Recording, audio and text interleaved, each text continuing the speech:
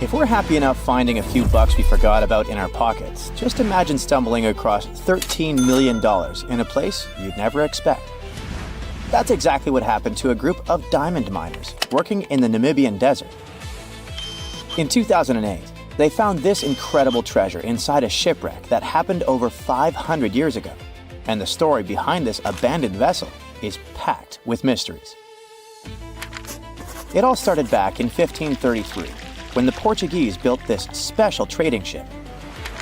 This model was believed to be a part of a newer class of vessels that were bigger, more efficient, and tougher than the ones that came before. Portugal really needed that, since they were dominating trade all over the seas at the time.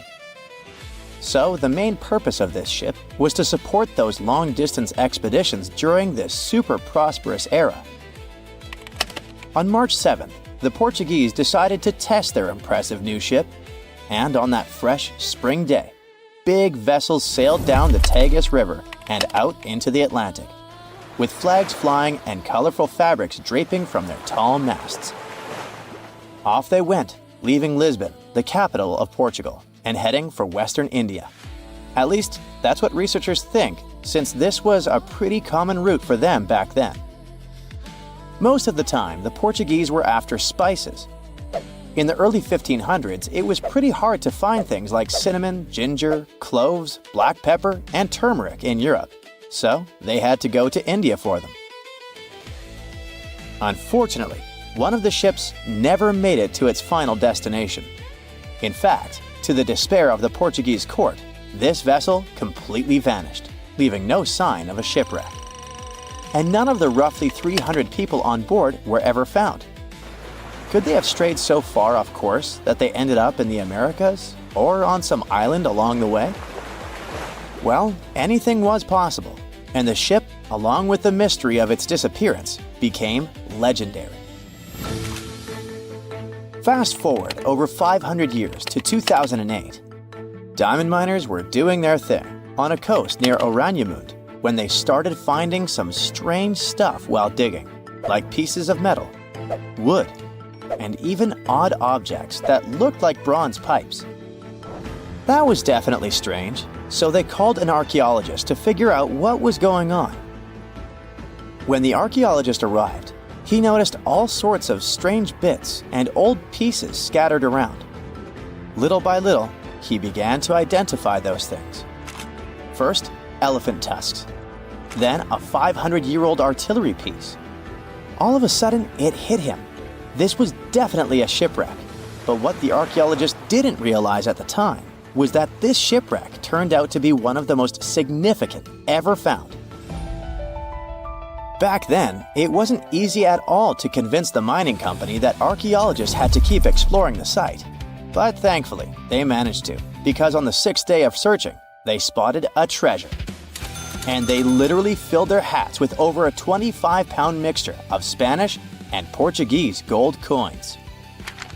Turns out, this old abandoned ship was loaded with gold, tin, ivory tusks, and over 40,000 pounds of copper ingots when it met its watery and tragic end.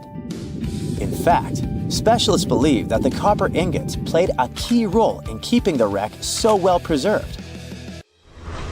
The first reason is kind of obvious. The copper ingots weighing everything down, keeping the shipwreck remnants at the bottom of the ocean. And that was great, as 5 centuries of storms and waves would have washed everything away. But copper ingots were also important for another reason. Fish and other sea creatures might feast on wood, jute sacks, and leather shoes. But copper really ruins their appetite, which means a lot of stuff survived those 500 years at the bottom of the sea that it really shouldn't have. So yeah, against all odds, the treasure was preserved and in excellent condition. The gold looked shiny and intact. While it's impossible to prove beyond a shadow of a doubt that they had just found the legendary Portuguese vessel, all the evidence points to the fact that, yes, they did.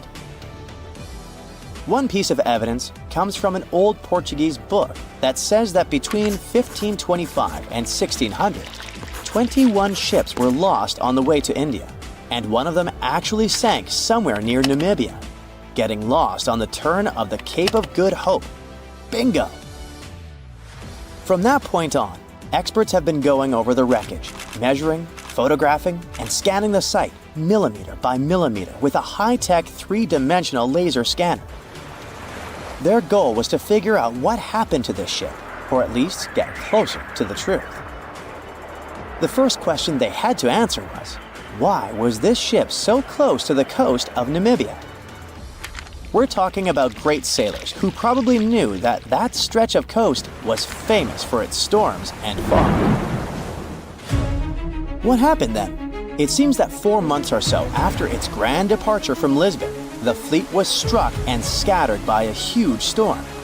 So the most likely explanation is that the combination of bad weather and heavy cargo forced the captain to run the ship aground on purpose. According to one theory, he dropped the front anchors and slowly beached the ship.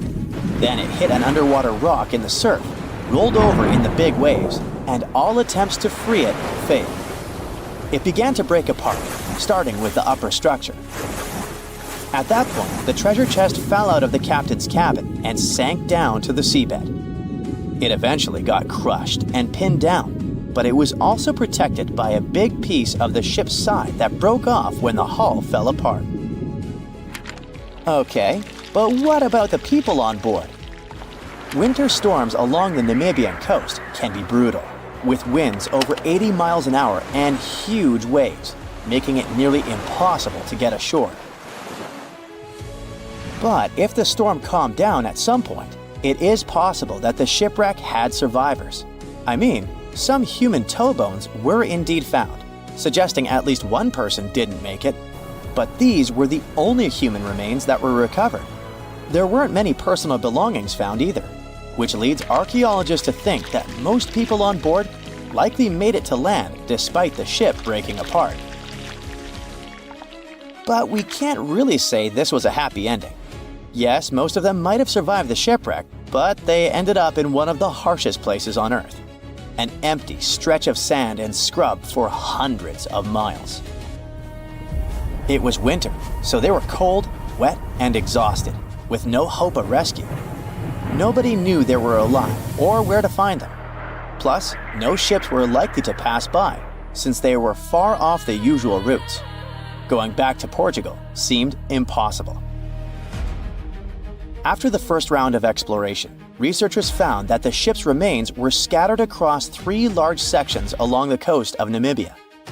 In the end, more than 40 tons of cargo were recovered from the site, and thousands of different artifacts were found and cataloged, including lead, tin, textiles, and even some astronomical instruments. So, you might be asking, who got the gold?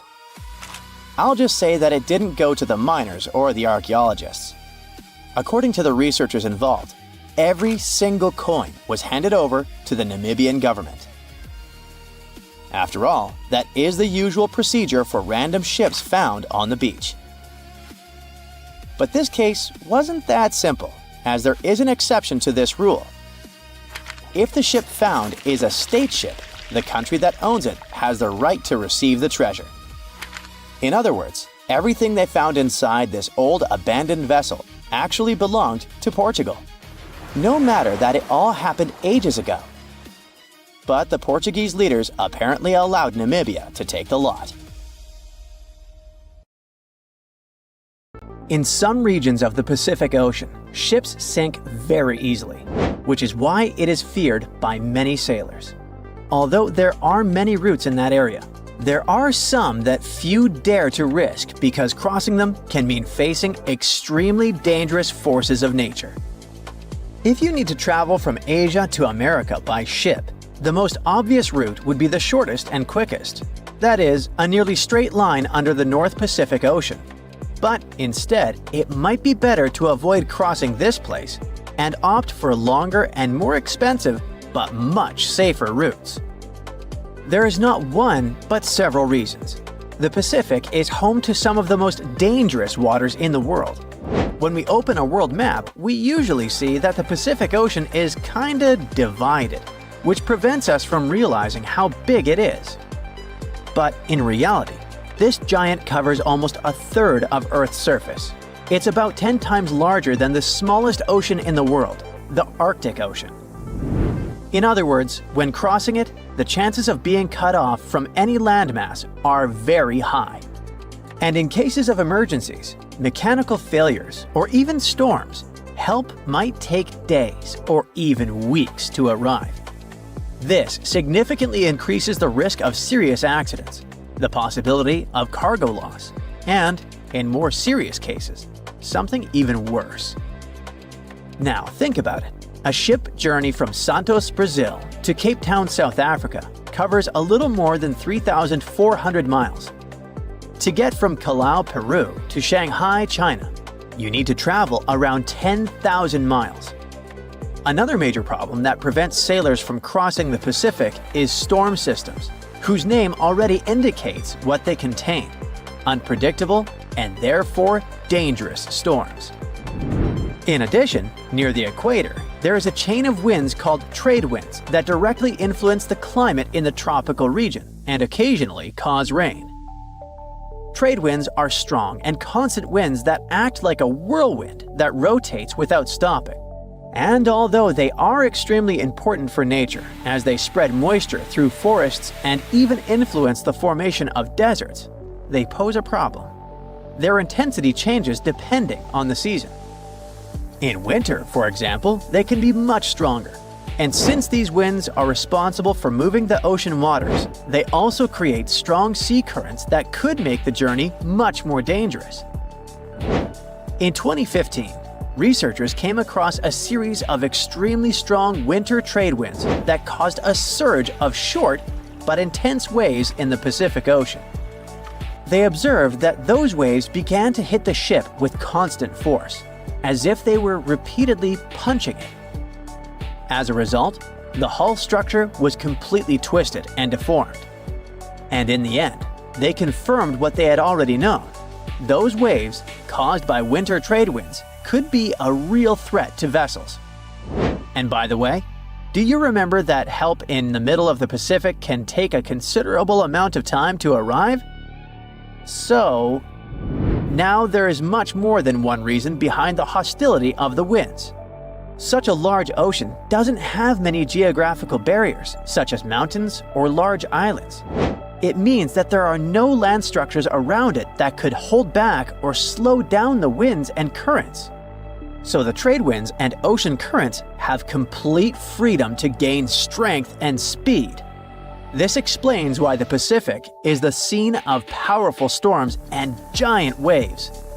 This is different, for example, from the North Atlantic, where North America, Europe, and Africa help to contain and redirect the atmospheric and maritime systems. It is now very common for scientists to see the bottom of the Pacific Ocean as a giant jigsaw puzzle because it's literally full of moving pieces.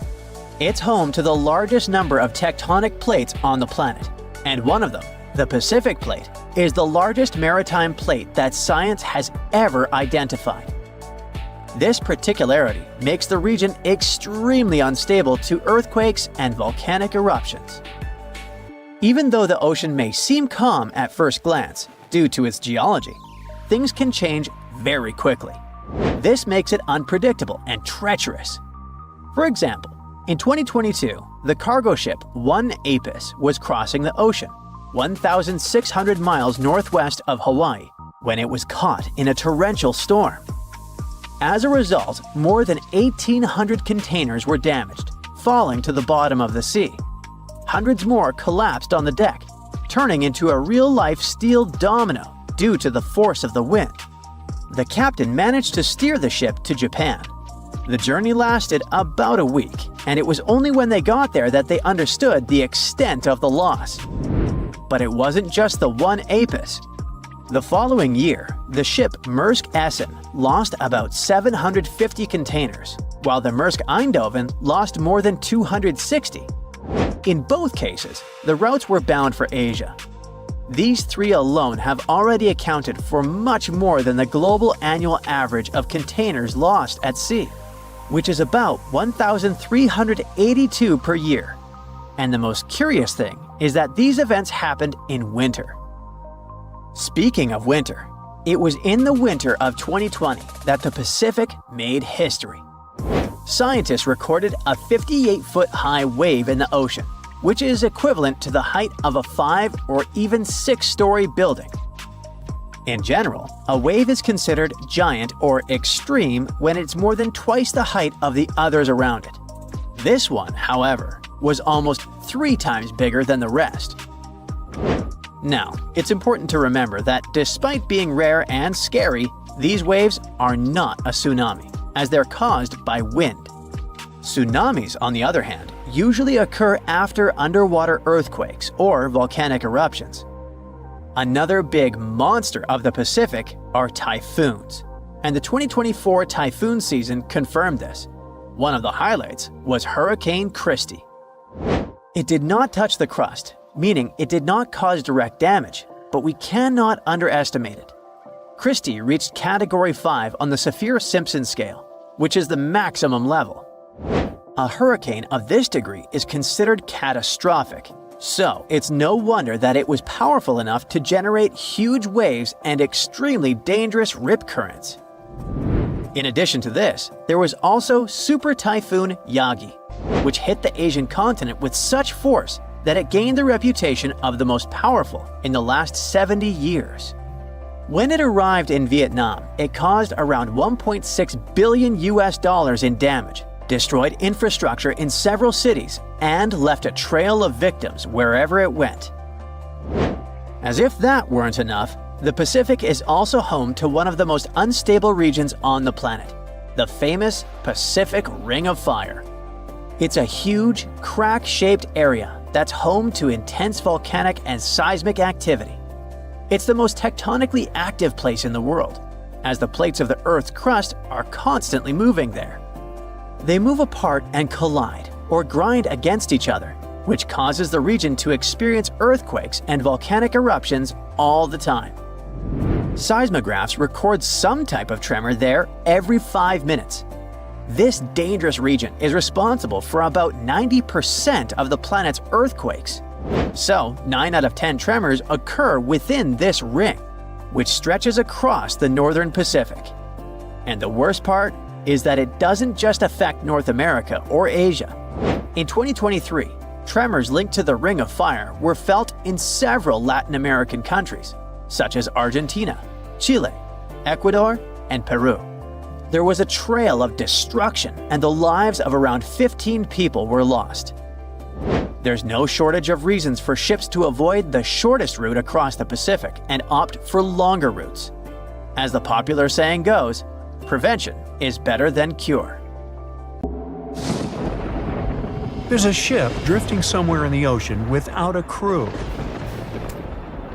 The last time someone saw it was over 50 years ago. Its story reminds of that of the Flying Dutchman, a ship that's bound to sail forever and bring disaster to whoever sees it at sea. At least the legend says so. Unlike the Flying Dutchman, the SS Bay Chimo was definitely real and built for a German company in Hamburg and began as an ordinary cargo ship. It was trading supplies between Hamburg and Sweden in the Baltic Sea starting from 1914. It had a strong steam engine and a hull made of steel. A few years later, it became British property. Then, in the 1920s, a Canadian company purchased it for around $18,000, a huge amount of money back then. The new owner, the Hudson's Bay Company, was actively using the ship for several years.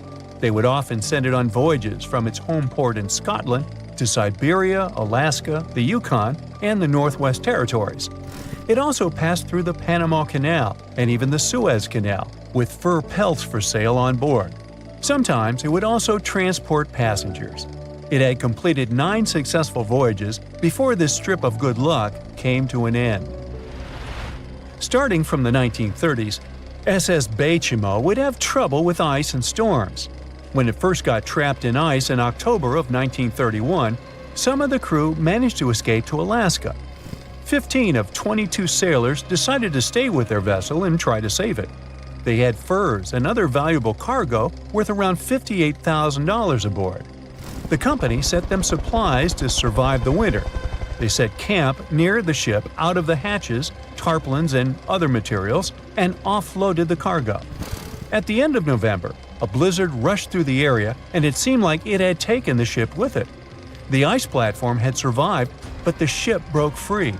Some of the crew members were sure it had sunk, but soon after, they heard from one of the locals who had spotted their ship around 45 miles away from their camp. The crew moved on with their lives, and the ship started its journey as a runaway vessel. People would spot SS Bechimo once a year or so, all the way until 1965. It was mostly spotted off the coast of Alaska. A man going to Nome with his sled dog, along with prospectors, explorers, and treasure hunters, all claimed to have seen SS Bechimo. Someone tried to board it and take it to port, but ended up stranded on it for days because of horrible weather. Others got luckier and managed to take a whaleboat, some furniture, and other valuables from the vessel. Those who got close to the ship saw that it was damaged and missing the propeller. Still, it stayed afloat without a crew for at least 38 years and became the longest sailing ghost ship in history. In 2006, the Alaskan authorities started a project to solve the mystery of this ghost ship of the Arctic and finally find SS Bechimo, either still above or below the water. So far, the project has not been a success. SS Bechimo remains one of the estimated 4,000 ships that have disappeared off Alaskan shores. If the legend of the 17th century isn't lying, this ghost ship could be sailing somewhere along the Flying Dutchman. It belonged to the Dutch East India Company. Its captain managed to do the impossible for that time and sailed from Holland to Indonesia in only 3 months. They said he was flying over the sea, and some evil tongues explained that he had made a deal with evil forces to achieve that. Once the ship was sailing back home, its captain and crew disappeared without a trace. There are many versions of what happened to it. One of the first ones said it had tried to enter port at the Cape of Good Hope, got in a terrible storm, and sank as there was no captain to save it. Another legend says the captain had refused to obey the skies to let the ship sink during the storm. A scary life form then struck the boat and the crew, and it was condemned to forever wander without rest. Many sailors claim to have spotted the Wandering Dutchman. The Duke of York, who was to become King of England, mentioned having seen it in Australian waters. Right after spotting the ship, the man who saw it first fell from the top of the mast and didn't survive. There were more encounters with this legendary ship up to the middle of the 20th century. Ships would nearly collide with it as the Flying Dutchman jumped out of the blue. Scientists have a more logical explanation for this mystery: Fata Morgana, not to be confused with Hakuna Matata. Now, when you're out at sea on a hot day and the air is all wavy, it feels like when you look at the road on a scorching summer day. That's because of something called atmospheric refraction. When light passes through different layers of air with different temperatures and densities, it bends and twists. Sometimes, under certain conditions, this bending of light can create really bizarre optical illusions over the ocean, like sightings of the Flying Dutchman. The Fata Morgana phenomenon can make distant objects appear distorted, stretched, or even lifted above the horizon. So you can see a ship far away, but because of the way the light is bending, it will look like it's floating above the water or even disappearing and reappearing. A Fata Morgana is most commonly seen in polar regions, especially over large sheets of ice that have a uniform low temperature. But you can see it anywhere, even in deserts and over lakes on hot days. The first stories about ghost ships go all the way back to ancient Greek and Roman mythology. One of the most famous ghost ships in history is the Mary Celeste. This brigantine was traveling from New York City to Genoa and was fully stocked with provisions, but missing a crew when it was discovered in the Atlantic Ocean in 1872. The crew's personal belongings were also there, completely undisturbed. The final entry in their log was made 10 days earlier. We still don't know what happened to its crew, and the ship has inspired many spooky stories and legends. The Lady Lovibond was another legendary schooner that is believed to have been wrecked off the coast of Kent in the middle of the 18th century. The story tells that the ship's captain, Simon Reed, had just got married and took his bride on board for a celebratory cruise, despite the superstition that it could bring bad luck. They were on their way to Portugal when the first mate, who is also in love with the captain's new wife, went mad because of jealousy, attacked another crew member, and then took over the wheel and steered the ship straight into the dreaded Goodwin Sands. No one aboard survived, and the schooner is said to reappear as a ghost vessel every 50 years. In present times, many vessels become abandoned and turned into ghost ships intentionally. There are thousands of them floating in U.S. rivers, lakes, channels, and coastal waters. Some people lose their boats in storms and other extreme weather. Others have to abandon their boats because maintaining them can cost 10% of the boat's price. Plus, docking a vessel can add up to several $1,000s every year. Most boats have been made of fiberglass, so an owner can't just recycle them as scrap metal. So, once they want to get rid of it, they often tie it to a dock and sneak away, or leave it floating far away from the shore, or just try to sink it. When ghost ships sink in shallow waters, they can cause damage to coral reefs, mangroves, marshlands, oyster habitats, and wetlands. Plus, they can collide with unsuspecting regular ships and cause real trouble. So, don't do that. Enough said. On a fine summer night of August 30, 1892, a shipping magnate took his family for a cruise on Lake Superior. They were traveling on the Western Reserve, which was supposed to be one of the safest ships of its day. It was made of a type of steel like that used to construct the infamous Titanic, and it ended up with a similar tragic destiny. The ship broke in two and was found only 132 years later, in 2024. The 300-foot steamship was the first steel-plated freighter on the Great Lakes. One newspaper called it the Inland Greyhound because of how quickly it cut through the water. Peter H. Minch was the owner and inventor of this vehicle, which had been built just 2 years earlier in Cleveland. On the night of its last voyage, the ship set off toward Two Harbors, Minnesota. Minch brought along 5 of his family members: his wife, their 2 kids, his sister-in-law, and his niece. There were also 22 crew members aboard. It was a pleasant and smooth ride while they were sailing across Lake Huron. But as soon as they left Whitefish Bay, the lake turned wild, and the crew had to drop anchor for a while. Later that evening, as they entered Lake Superior around 9 p.m., a fierce summer storm moved in with powerful winds and crashing waves. Then disaster. The ship began to split in two. Within just 10 minutes, the Western Reserve was completely underwater. Everyone managed to get into lifeboats. The Minch family, with some crew members, took the wooden one, and the remaining 10 people got into the metal one. But the storm was so brutal that the metal boats sank right away, and only a few made it into the other lifeboat. That second boat floated for the next 10 hours. A steamship passed by, but didn't notice or hear the people calling for help. Around 7 o'clock the next morning, the lifeboat got within a mile of shore near Deer Park, Michigan. They were so close to safety, but sadly, the lifeboat flipped too, and they all ended up in the freezing water. The only survivor of this tragedy was 24-year-old Harry Stewart, the ship's wheelsman. He swam a full mile through the freezing water and made it to shore, almost unconscious but alive. He later mentioned he survived only thanks to a heavy-knit, close-fitting pea jacket. The Western Reserve was lost for over 100 years until a couple of determined explorers finally tracked it down.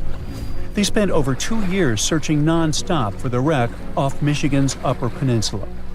Daryl and Dan Ertl found it using a side-scan sonar that looks half a mile out on each side.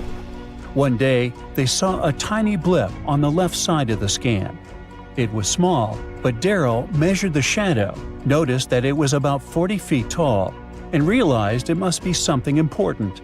So they turned back and scanned directly over the spot. They saw cargo hatches and the wreck that looked like the ship had snapped in two, with one half lying on top of the other in an almost impossible position. Each piece measured around 150 feet long, and once they checked the width, They knew for sure that they had just found the legendary Western Reserve. Historians are still not sure why the vessel, that was supposed to be unsinkable, suddenly snapped in half, but they have a few solid theories. One idea is something called hogging. It happens when the ship rides up over a giant wave and the bow and stern are left hanging in the air with nothing underneath to support them.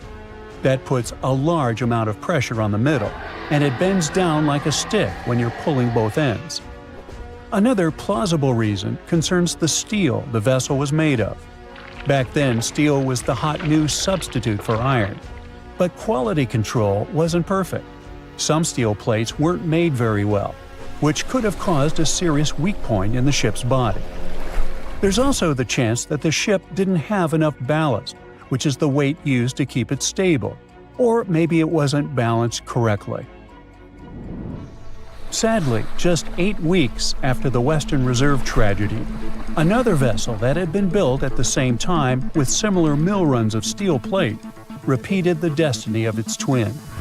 The W.H. Gilcher was a steam freighter used to transport cargo between ports on the Great Lakes. It set out on what was supposed to be a routine trip on October 26, 1892. Loaded with over 3,000 tons of coal, the ship left Buffalo heading for Milwaukee. Captain Leeds H. Weeks and a crew of 18 were on board.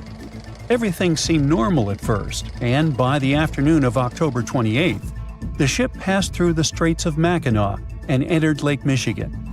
It was expected to reach Milwaukee by the 30th, but it never made it. A massive storm slammed into Lake Michigan and Lake Huron on October 28th and 29th, and created havoc on travel plans for many ships. When the storm finally passed and boats started pulling into port, people began to piece together what happened to the W.H. Gilcher. One captain who was sailing nearby on his schooner said he saw a large steamer battling the storm about 20 miles northwest of North Manitou Island around 8 p.m. on the 28th. The ship looked helpless, and there was no movement or sign of life. Another captain later saw furniture and parts of the ship's bridge floating in the lake near South Manitou Island. Then 2 more steamers picked up broken pieces of W.H. Gilcher's pilot house in the same area. It became clear that the storm had destroyed the freighter, and tragically, no one survived. The Great Lakes are a hot spot for shipwrecks, and there have been between 6,000 to 10,000 of those starting in the 17th century. Back in 1679, the Griffon became the first European vessel to vanish without a trace on the lakes. It sailed all the way from Buffalo, New York, to Green Bay, Wisconsin, passing through Lake Erie, the Detroit River, Lake St. Clair, and Lake Huron before reaching Lake Michigan. After a stop in Green Bay, it started heading back, and then it was never seen again. In 1975, one of the most famous shipwrecks happened when the massive 729-foot ore carrier SS Edmund Fitzgerald sank in Lake Superior. A fall storm was supposed to stay far south of their route, but things changed fast. Another freighter, the Arthur M. Anderson, was following behind and kept in radio contact with the Fitz's captain, Ernest McSorley. By the afternoon of November 10th, waves were smashing over the deck, and wind gusts at over 80 miles per hour were hitting both ships hard. By 7:20 p.m., the Anderson couldn't reach the Fitzgerald by radio anymore, and it had vanished from radar. There was no distress call, no warning. The huge ship had just disappeared. Later, search crews found the wreck over 530 feet under the surface, broken into 2 giant pieces. No one of the 29 crew members survived, and no one witnessed what really happened. There could be all sorts of reasons for such tragedies, from errors in judgment and equipment failure to simply being in the wrong place at the wrong time. The Great Lakes are massive bodies of water with weather systems that you would expect to find in seas. These inland seas sit deep in the middle of the continent, and hurricane-strength winds and powerful storms form here. Many of them hit in November and December, when the waters are still warm from the summer, but Canadian cold air is starting to push down.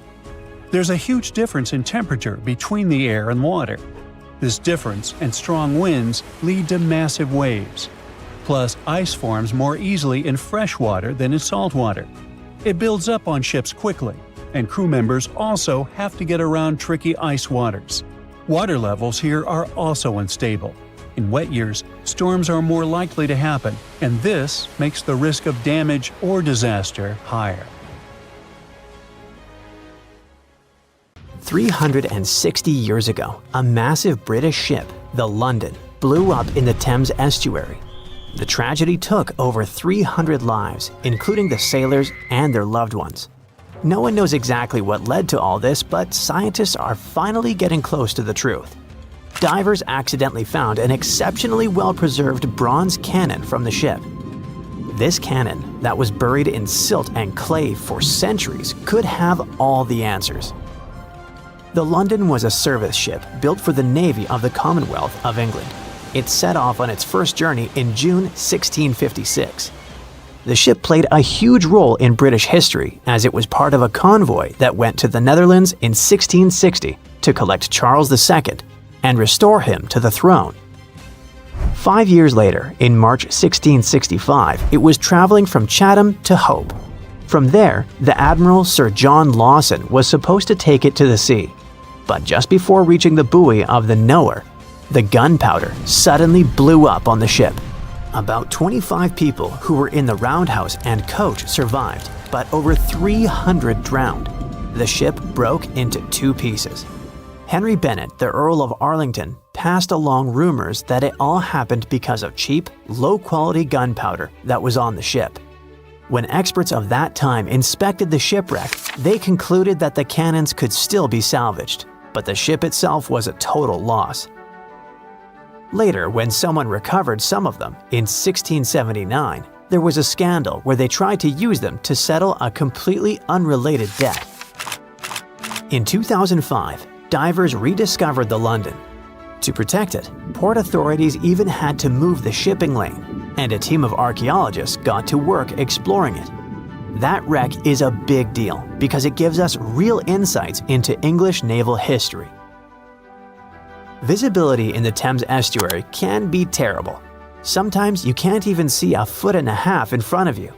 Working on the site is also super tough because it's in a crazy tidal environment, and a busy shipping lane, where huge cargo ships constantly pass by, is still near. So when a cannon suddenly appeared, stuck deep in the clay, it meant the conditions had to be absolutely perfect. Experts believe the find is from the Commonwealth era, and it's medium size, about 8 feet 6 inches long. It was part of a special set made specifically for the London and was placed on the ship's lower deck. Every single gun carriage on the London was one of a kind because all of its cannons came from different countries and different periods in naval history. Big cannons were really rare and crazy expensive to make since they needed tons of bronze or iron and had to be individually cast. That's why the Navy often grabbed cannons from captured rival ships, old shipwrecks, or decommissioned vessels. The new find is one of the clues that could eventually help scientists to solve the mystery of the London tragedy. So far, they've also found leather shoes, pieces of instruments, wooden tools, rope, and a compass. All these artifacts are like puzzle pieces to them. They still don't have enough evidence to be sure, but it looks like both the pipe and candles could have been sources of flames that set off a larger bang. Some workers made another amazing find at a flooded quarry in nearby southeast England, about 60 miles southeast of London. They stumbled upon the remains of a rare Elizabethan-era ship hundreds of yards away from the nearest coastline. Finding a ship from the late 1500s is a huge deal, because very few vessels from that time have survived. Studying it could help scientists answer some big questions about an important era in history, when England was becoming a major player in European trade. Today, the quarry site is about 1,000 feet from the sea, but back in the 1500s, it was actually part of the coastline. Archaeologists think the ship either wrecked on a rocky headland or someone dumped it there when it was too damaged to sail anymore. Scientists haven't identified it yet, but they studied over 100 pieces of its wooden hull, reading the tree rings, and found that it was built from English oak trees cut down between 1558 and 1580. At that time, Northern Europe was switching from the old clinker method where the planks overlapped like fish scales to the carvel style from the Mediterranean, where the planks are smooth and flush against each other, nailed to an internal frame. Old wood usually rots away pretty fast when it's exposed to air or water. But if it's buried under a thick, oxygen-free layer of mud or silt, it can survive for centuries. That's exactly what happened here. The team is using laser scanning and digital photography to document everything about the wreck. Once they finish their research, they plan to rebury the timbers under the silt in the Quarry Lake, so the ship can stay there safe for many more centuries to come. A team of archaeologists in Norway found a ship in an even more unexpected location, in a flat field. There's a hill nearby called Gel Mount. It's actually a huge burial monument that the Vikings themselves had built. The farmer who owns the field wanted to dig some drainage ditches, but first, he needed experts to check for anything important underground. Archaeologists used a high-resolution georadar attached to a tractor-like vehicle. When they scanned the field, they discovered that it used to be packed with burial mounds, at least 8 new ones nobody had ever found before. And beneath one of the mounds, the radar picked up the outline of a ship. Back in Viking times, ships were super valuable, so they only buried them with really important people. Scientists have only found 3 boat burials in all of Norway before, and this is the first new one in years. The team believes this ship is from Viking times, probably between the years 500 and 1000 CE. Because the burial mound above it got flat over time, the ship is now only about 1.6 feet below the ground. That's super close to the surface. It's around 66 feet long, and the radar showed that parts like the keel and the floorboards are still preserved. The archaeologists plan to explore more using non-invasive tools so they don't wreck anything by accident. If they need to, they'll start an excavation. Far away from Norway in the Namibian desert, a miner looking for gems accidentally found a legendary shipwreck almost 500 years old. The workers called in an archaeologist to check it out, and they thought it must have been the remains of a Portuguese trading ship, the Bom Jesus, that had mysteriously vanished in the 1500s. The Bom Jesus had left Lisbon loaded with treasures, aiming for India. But somewhere along the southern tip of Africa, a brutal storm slammed it into the Namibian coast. The ship smashed into rocks, broke apart, and disappeared under the waves. When archaeologists explored the wreck, they found parts of the ship scattered across the shore and buried under thick sand, which actually saved the remains from rotting away. They even discovered treasure, over 40 tons of cargo that had spilled out of the captain's chest underwater when the hull broke. There were cannons, swords, fabrics, tools sailors used to navigate by the stars, and most impressive of all, 1,845 copper ingots, solid pieces of metal weighing 16 to 17 tons in total. Scientists could even read the old trademarks stamped on them, revealing they were made by a mega-rich German trading company. And then there was the real jackpot. More than 2,000 gold and silver coins from all over the world, Portugal, Venice, France, and the Moorish states, plus 105 giant elephant tusks weighing about 2 tons. The tusks were likely on their way to become luxury goods like jewelry and fine carvings. DNA tests later showed the ivory came from West African forest and savanna elephants. They didn't find many bones though, which means the crew either managed to escape or were lost forever at sea. A ship filled with gold and other treasures worth over $13 million was found in the middle of the Namibian desert after almost 500 years. The worker who found it was actually looking for diamonds, but ended up with something way more valuable for history. There were some blocks of copper, some wood, pipes, and elephant tusks. The miners called for an archaeologist, who soon realized it wasn't a disturbed beach like they thought, but a shipwreck. All evidence showed that it was a Portuguese trading vessel, Bom Jesus, that went missing in the 16th century. Experts believe it was a special kind of ship that was bigger, stronger, and better than older ships from Portugal and Spain. These ships were built to take Portuguese explorers on long trips to distant places like India, China, and Japan, and come back with tons of cargo. The Bom Jesus was likely carrying treasures from Lisbon, Portugal, to Western India. But it looks like on its way around the southern tip of Africa, near Namibia, a big storm pushed the ship too close to the shore. The ship hit a rock, tipped over, and broke apart, sinking into the ocean. Archaeologists found treasure from the captain's chest under the water, which probably fell out when the ship's wooden hull broke. They also found pieces of the ship scattered along the shore, likely from the violent storm and later by construction in the area. The storm must have been very fierce, but they didn't find many bones, which means most of the crew may have survived or were lost at sea. The ship was split into 3 sections and incredibly well preserved, thanks to the thick layers of sand that covered it and prevented rot. Archaeologists who studied the wreck discovered over 40 tons of cargo. There were cannons, swords, blocks of metal like lead and tin, fabrics, and tools that sailors used to navigate the stars while traveling across the ocean. The most exciting discovery was 1,845 copper ingots, weighing as much as 16 to 17 tons altogether. Those copper ingots, or pieces of pure metal, are still in great condition because the hull of the ship and layers of sand protected them from ocean water.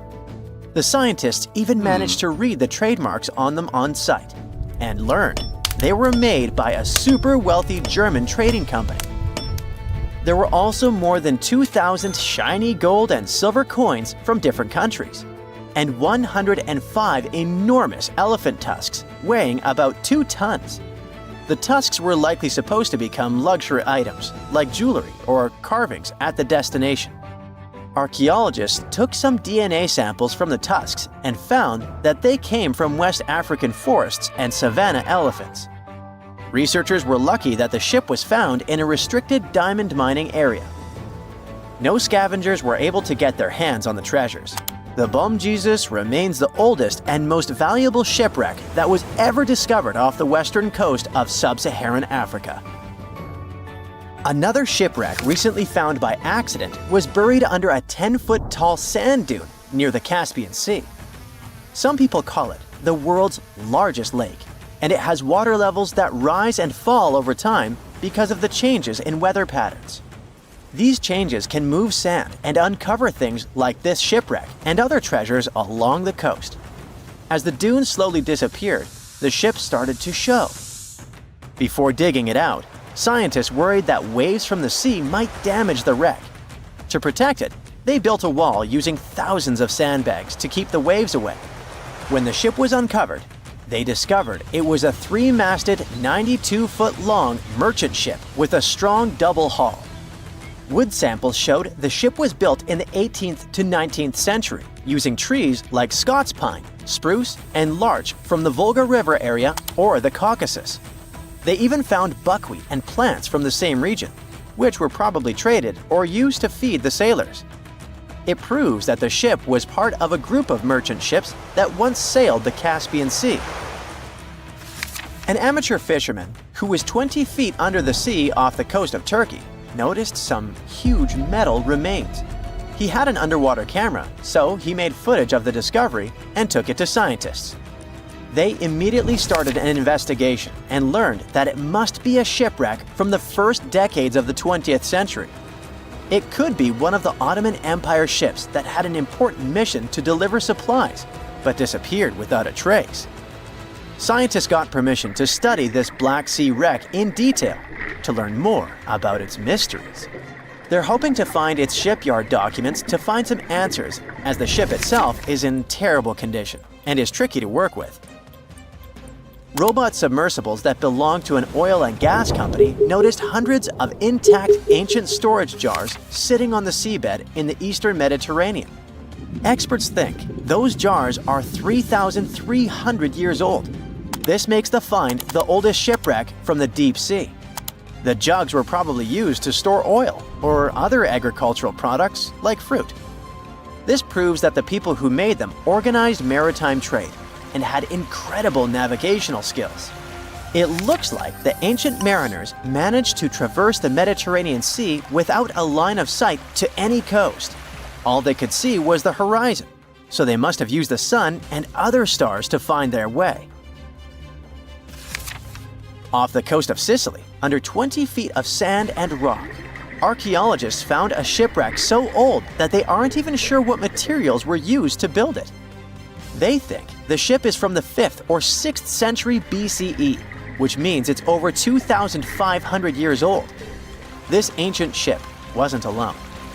Researchers also found 2 iron anchors shaped like an upside-down T from around the 7th century of the Common Era, and 4 stone anchors from prehistoric times nearby. One of the stone anchors was broken and may have had wooden pieces attached to help it hold on to the seafloor. They figured out that the ship itself was built using the on-shell technique.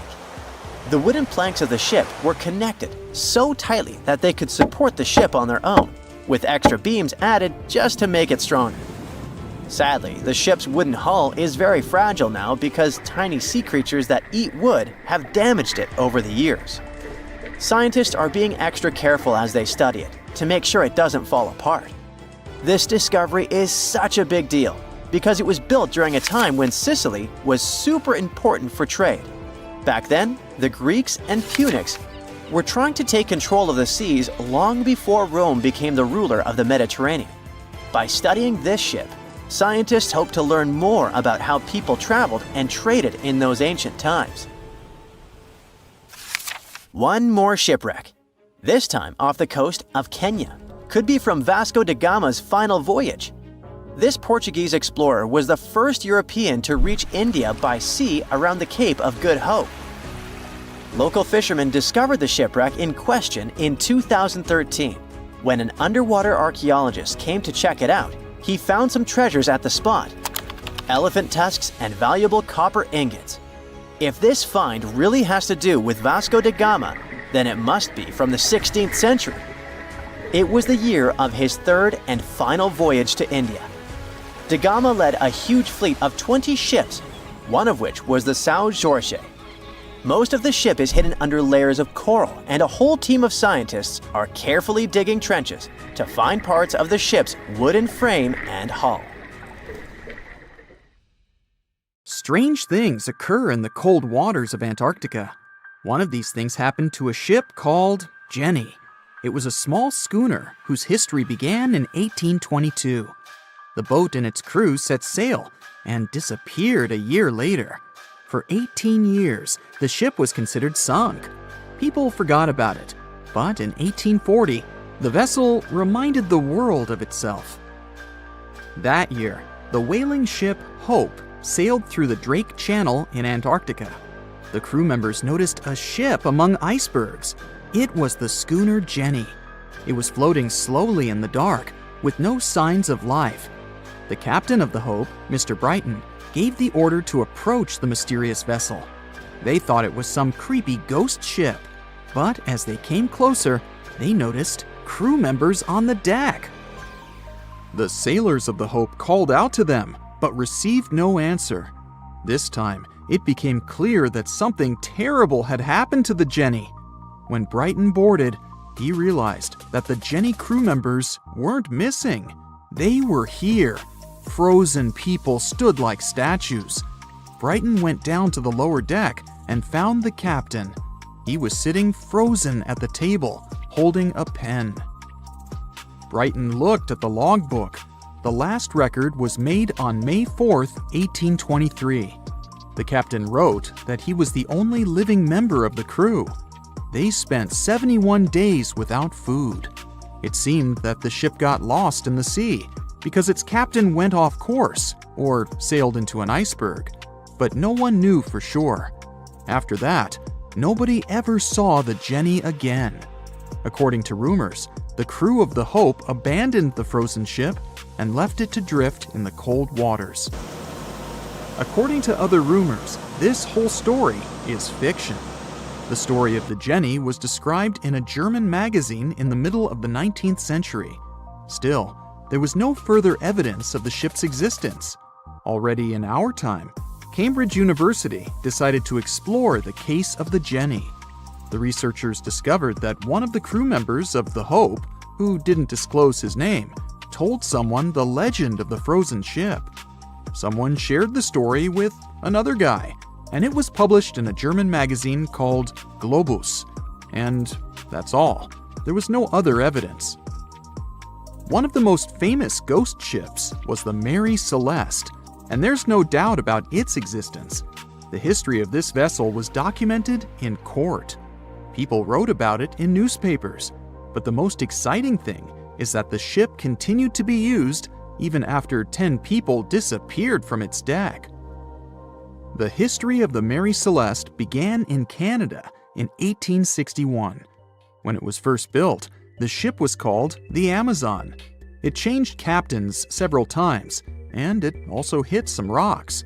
The boat was sold, bought, then sold again, repaired, and sailed under the name Mary Celeste. In 1872, it had a new captain, Benjamin Briggs. He was a decent, brave man with a lot of experience in navigation. He had a beloved wife, a daughter, and a son. When he went on his last voyage, he took his wife and daughter with him, and his son stayed in America. In November of 1872, the Mary Celeste sailed from the port in New York with 10 people on board and disappeared. 8 days later, another ship, the Dei Gratia, also left New York and followed the same route. Dei Gratia's captain, David Morehouse, noticed the Mary Celeste and immediately realized something was wrong. The ship was moving too freely, as if no one was controlling it. The captain tried to contact the crew members, but no one answered him. Then, together with other sailors, he climbed aboard the Mary Celeste. The ship was in good condition. There was no damage. The hold was slightly filled with water, but it could be easily pumped out. Everything seemed fine, but one lifeboat was missing. The crew members' valuables were in their cabins. The cargo was in the hold. The supplies of water and food were untouched. Judging by the records in the logbook, the ship was caught in a storm, but it was not too strong. Other ships also sailed through this storm, but nothing bad happened to them. The last record was dated November 25th, and it claimed that everything was fine. The sails of the Mary Celeste were slightly damaged, but perhaps it happened after the crew had disappeared. The whole ship was in excellent condition, but what made the people leave it? Part of the crew of the Dei Gratia stayed on board the Mary Celeste to bring it to dry land. Everything went well. They delivered the ship to the closest port. Next, the captain of the Dei Gratia appeared before the court and told about what had happened. However, the prosecutor and the judge didn't want to believe in the story of the Mary Celeste. They were sure the captain got rid of the ship's crew to get money for its cargo. According to the maritime laws of that time, if you found a ghost ship with valuable cargo, then a substantial part of this cargo belonged to you. So, many people thought that David Morehouse decided to earn some money.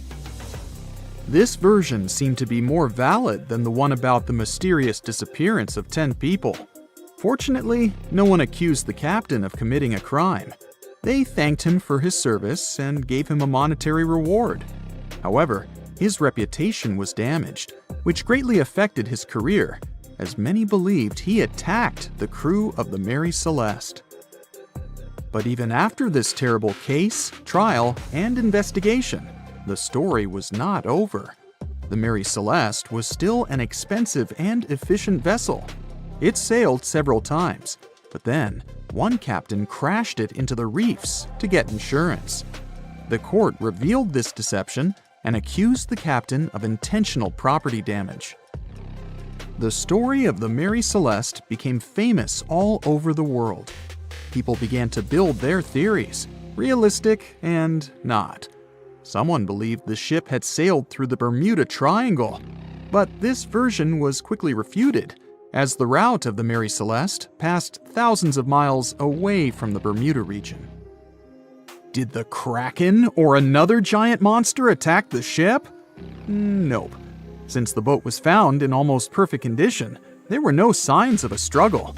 One of the most popular versions was that the crew of the Mary Celeste stole some valuable cargo and sailed to Spain on the rescue boat. However, those who knew Captain Benjamin Briggs said he was a good, honest man. Besides, he had a son in New York, and Briggs would never leave him. A more thorough investigation revealed that a series of accidental circumstances could have caused the disappearance of the ship's crew. Before its last voyage, the vessel delivered coal. Perhaps the pump intended for pumping water got clogged with coal after that. And when the ship got into a storm, the hold filled with water and the pump broke. The captain couldn't understand the amount of water because numerous barrels in the cargo hold blocked the view. Benjamin Briggs assumed it was dangerous to stay on the ship during a storm, so he evacuated with the passengers on a lifeboat. Perhaps they were close to land and decided to sail there, but the storm intensified and overturned the boat. Also, one record in the log journal said that the chronometer was faulty. It was a device that helped to determine your location at sea using longitude. Briggs got lost and didn't know which way to sail. The storm was strong, and he couldn't determine whether the ship would sink. Perhaps Briggs decided to leave the ship in a rescue boat when he saw the coast of the Azores. The uniqueness of this ghost ship case is that, unlike many others, you can investigate it yourself. There's a lot of information about the Mary Celeste on the internet. There are documentaries and research articles. Perhaps you'll be able to notice something that others haven't seen and solve the mystery of the disappearance of 10 people. They say nothing is ever lost, and it's true. Let's discover ships frozen in time. The first one is truly fascinating. Here, the Antikythera Shipwreck. It's a Greek trading ship from the 1st century BCE. It's located on the east side of the Greek island of Antikythera and at the merging point of the Aegean and Mediterranean seas. Around 2,000 years later, in 1900, a group of Greek sponge divers discovered the wreck. They were going to Tunisia, yet they were forced to find shelter from a storm on a nearby island. Since they couldn't go anywhere due to the storm, they decided to look for sponges until the weather got calmer. One of the divers discovered the shipwreck at depths of around 130 feet. Imagine someone going for a sponge hunt, but getting out to the surface with archaeological treasures. The captain of the sponge boat talked to the Greek officials about what they had found. The officials sent 2 ships to the wreckage. The salvage operation was successful, and discoveries are now in Greece's National Archaeological Museum in Athens. The findings included 3 life-sized marble horses, jewelry, coins, and hundreds of works of art, including a 7-foot-tall Colossus statue of Hercules. Among these treasures, Antikythera Ephebe, a bronze statue of a young man, caught more attention. Because the ephebe doesn't comply with any familiar iconographic model, and there are no known copies of his type, he held a spherical object in his hand. Scholars have different theories of who that person could be, but they are not in a consensus yet. More than 70 years later, Jacques-Yves Cousteau and his team went to the area and recovered hundreds more artifacts and the remains of 4 people. Interestingly, they discovered a complex set of interlocking gears, capable of predicting the movement of the sun, moon, and several planets. The mechanism can also show the times of solar and lunar eclipses years into the future. Think of this Antikythera mechanism as an early computer calendar, to plan significant events like agricultural activities, religious rituals, and Olympic Games. These artifacts found in the Antikythera wreckage are some of the most important findings in modern archaeology. Just the Antikythera mechanism itself has changed our perception of the limits of ancient technology. The mechanism has a sophisticated design and was made over 1,000 years ago. After all these amazing discoveries, experts believe that the wreckage site has remained largely unexplored and is mostly because of its location and the landscape of the seafloor on which the ship rests. The wreck is too deep for scuba divers but too shallow to use something like a submersible. A survey made on the seafloor in 2012 showed evidence of a second wreck about 800 feet to the south. It's clear that this area has a lot to offer humanity. What would happen if those sponge hunters didn't go to the area? Scientists found a shipwreck in Antarctica at the bottom of the Weddell Sea 107 years after it sank. The name of the ship was Endurance, and it was the lost vessel of Antarctic explorer Sir Ernest Shackleton. Scientists who laid eyes on it decades later say it is among the greatest undiscovered shipwrecks ever. That is why they filmed the whole discovery. The video shows the remains of the Endurance and proves it is still in remarkable condition. It has been sitting in 10,000 feet of water for over a century, yet it looks like it sank very recently. So the story goes like this. The ship was crushed by ice and sank in 1915. Shackleton and his crewmates had to escape by themselves in small lifeboats. From then on, it was all about survival. Shackleton imagined to get his crew to safety. Then, the ship sank. Yes, this is a pretty impressive story. But why did scientists prize this ship? Firstly, Shackleton's Imperial Trans-Antarctic Expedition sailed to make the first land crossing of Antarctica. Yes, the crew was trapped in ice, but the intention was important. Secondly, it's about the challenge itself of finding the shipwreck. The Weddell Sea is almost always covered in thick sea ice. You know, the same ice that made the Endurance sink. Getting near the presumed sinking location is super hard, let alone being able to conduct research. Experts of the modern expedition team foresaw the time when the lowest extent of Antarctic sea ice would come using satellite images. They realized that the weather was in their favor to start an expedition. Dr. John Shears said that they have successfully completed the world's most difficult shipwreck search, fighting against constantly shifting sea ice, blizzards, and temperatures decreasing to negative 0.4 degrees Fahrenheit. Yeesh, I can't imagine the worst conditions in Antarctica if these conditions are in their favor. Lastly, look at this. It's timbers. They're very much intact. Plus, you can read the ship's name. It's still visible. Marine archaeologist Menson Bound says that this is the finest wooden shipwreck he has ever discovered. He has 50 years of career experience, so I believe the guy. So how come the wood is not rotten? Dr. Michelle Taylor, a deep-sea polar biologist, said that there has been little wood deterioration because the wood-munching animals are not in this forest-free region of Antarctica. Workers of a coal mine in East Serbia discovered 3 shipwrecks that had been there for at least 1,300 years. The largest shipwreck is an ancient Roman fleet. It's around 50 feet long with a flat bottom. It's estimated that the ship could carry a crew of 30 to 35 people. Looking at its hull, you can see the marks of repairs. Wow, this one had a lengthy career. You know, it gives us insight into more than 1,000 years ago. The 2 smaller vessels, on the other hand, match descriptions of boats used by Slavic groups to attack the Roman frontier. These 2 have been discovered under mud and clay in an ancient riverbed. Apparently, in those times, there was a Roman base in a place called Viminacium City. Interestingly, Viminacium was a provincial capital with an estimated 40,000 inhabitants in the 4th century CE. For comparison, it was even larger than Pompeii. The Kostelach coal mine is a center of hidden gems. Archaeologists had found evidence of ancient human and animal activity here before. For instance, in 2012, experts found bones of at least 5 woolly mammoths, which went extinct about 10,000 years ago. Canadian archaeologists found a ship 150 years after it went missing in the Canadian Arctic waters. This merchant ship is called HMS Investigator.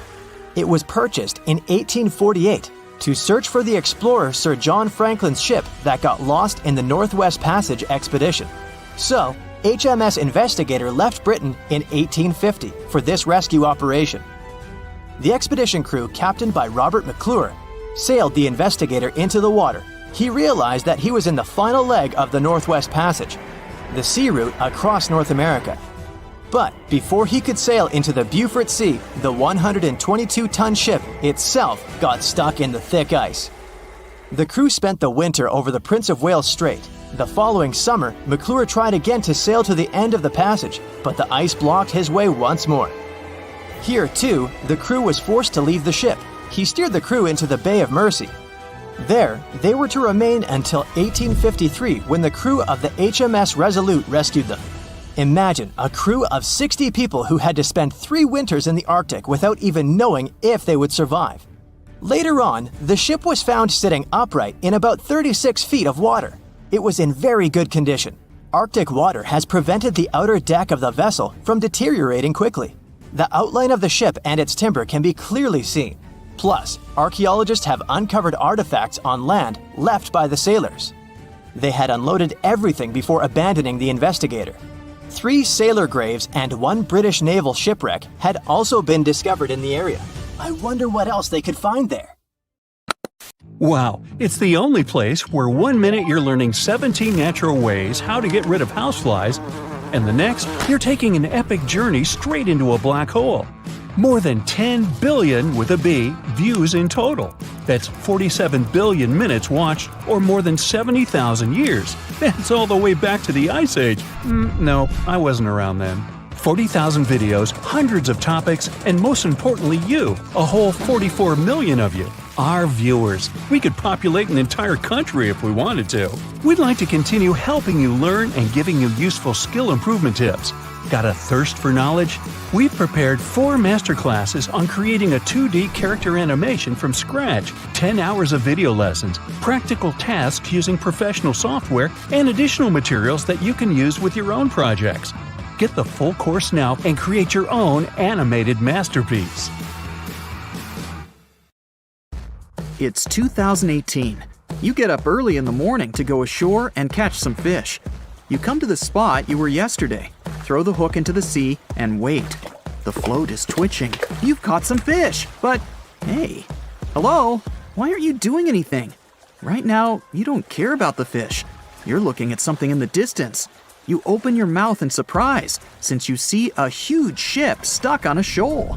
It wasn't here yesterday, so it got here at night. Okay, it'll probably sail away sooner or later. You fish for a few more hours. During this time, you observe the ship and notice no movement there. Is it empty?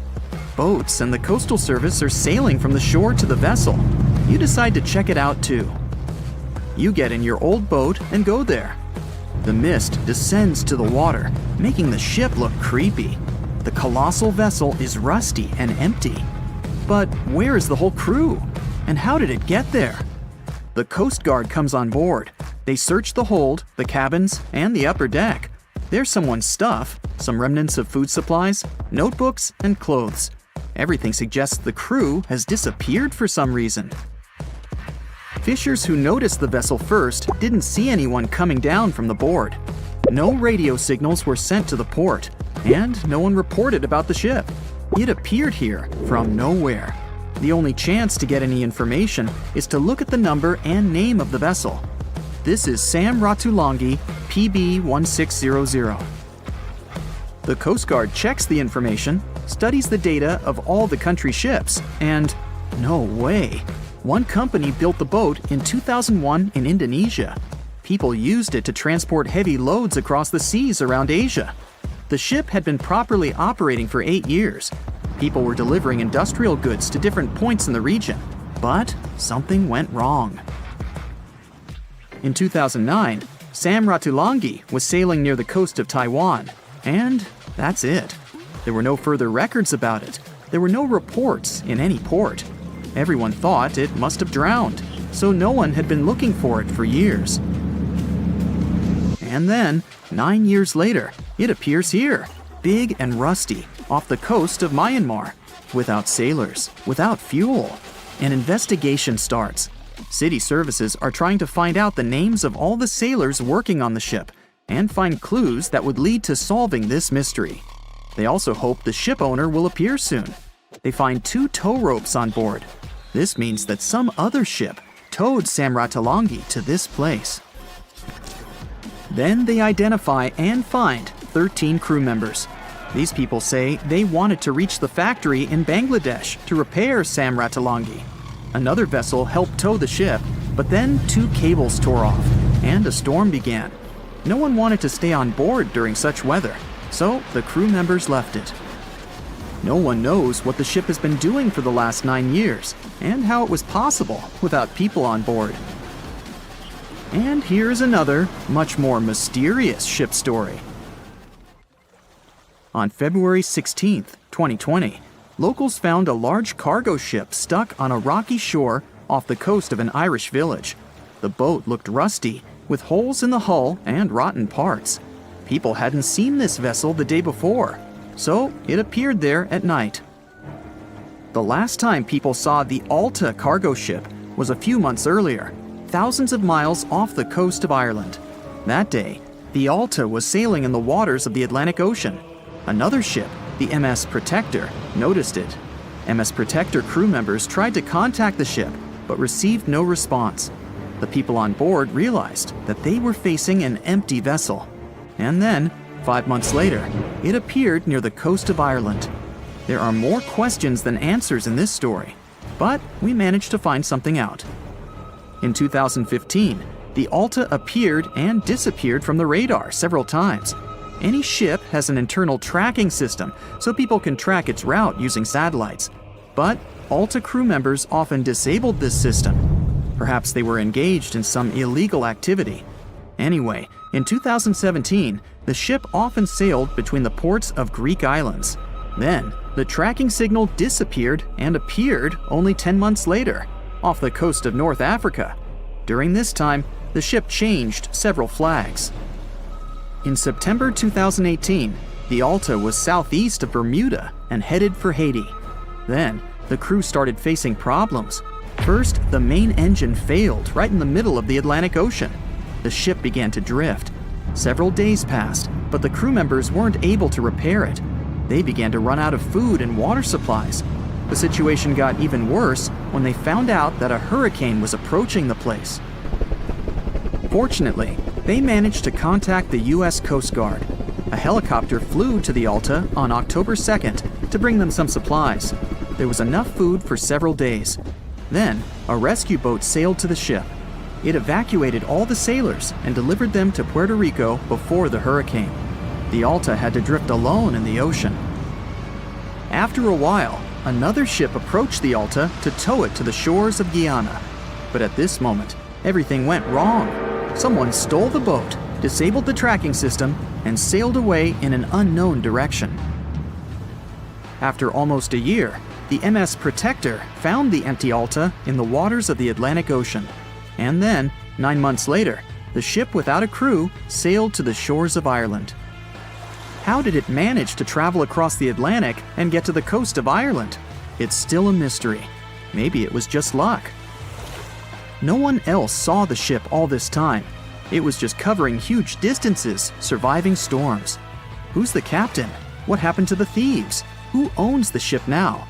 One day, someone called the village administration and introduced themselves as the vessel owner. But that unknown person didn't provide any evidence.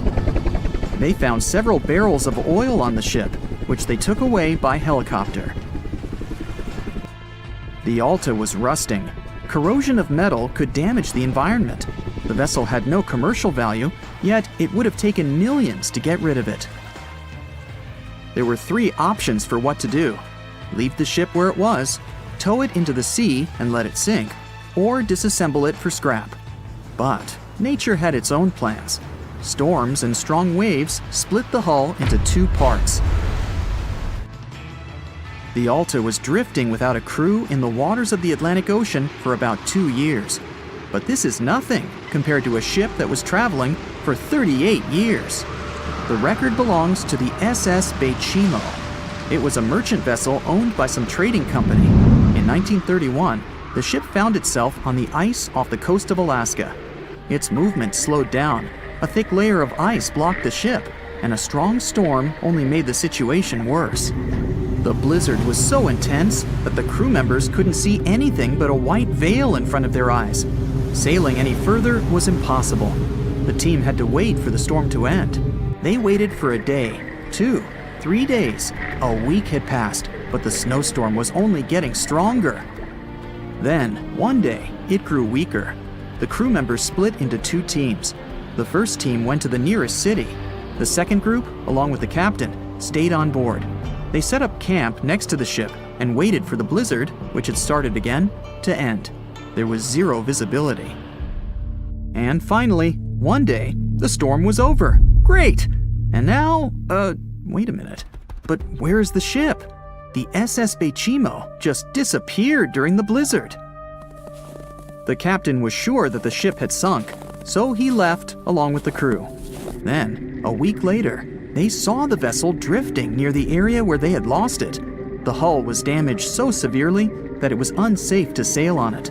Repairing the ship would be pointless and expensive, so the captain decided to abandon it.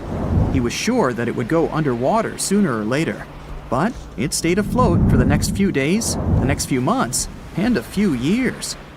People had reported seeing it at various points along the coast of Alaska for 38 years. The last record of the SS Bechimo is dated 1969. Those who saw it claimed the ship was completely frozen, almost merged with the ice. Some people planned to start an expedition to find the ship, but all attempts were unsuccessful.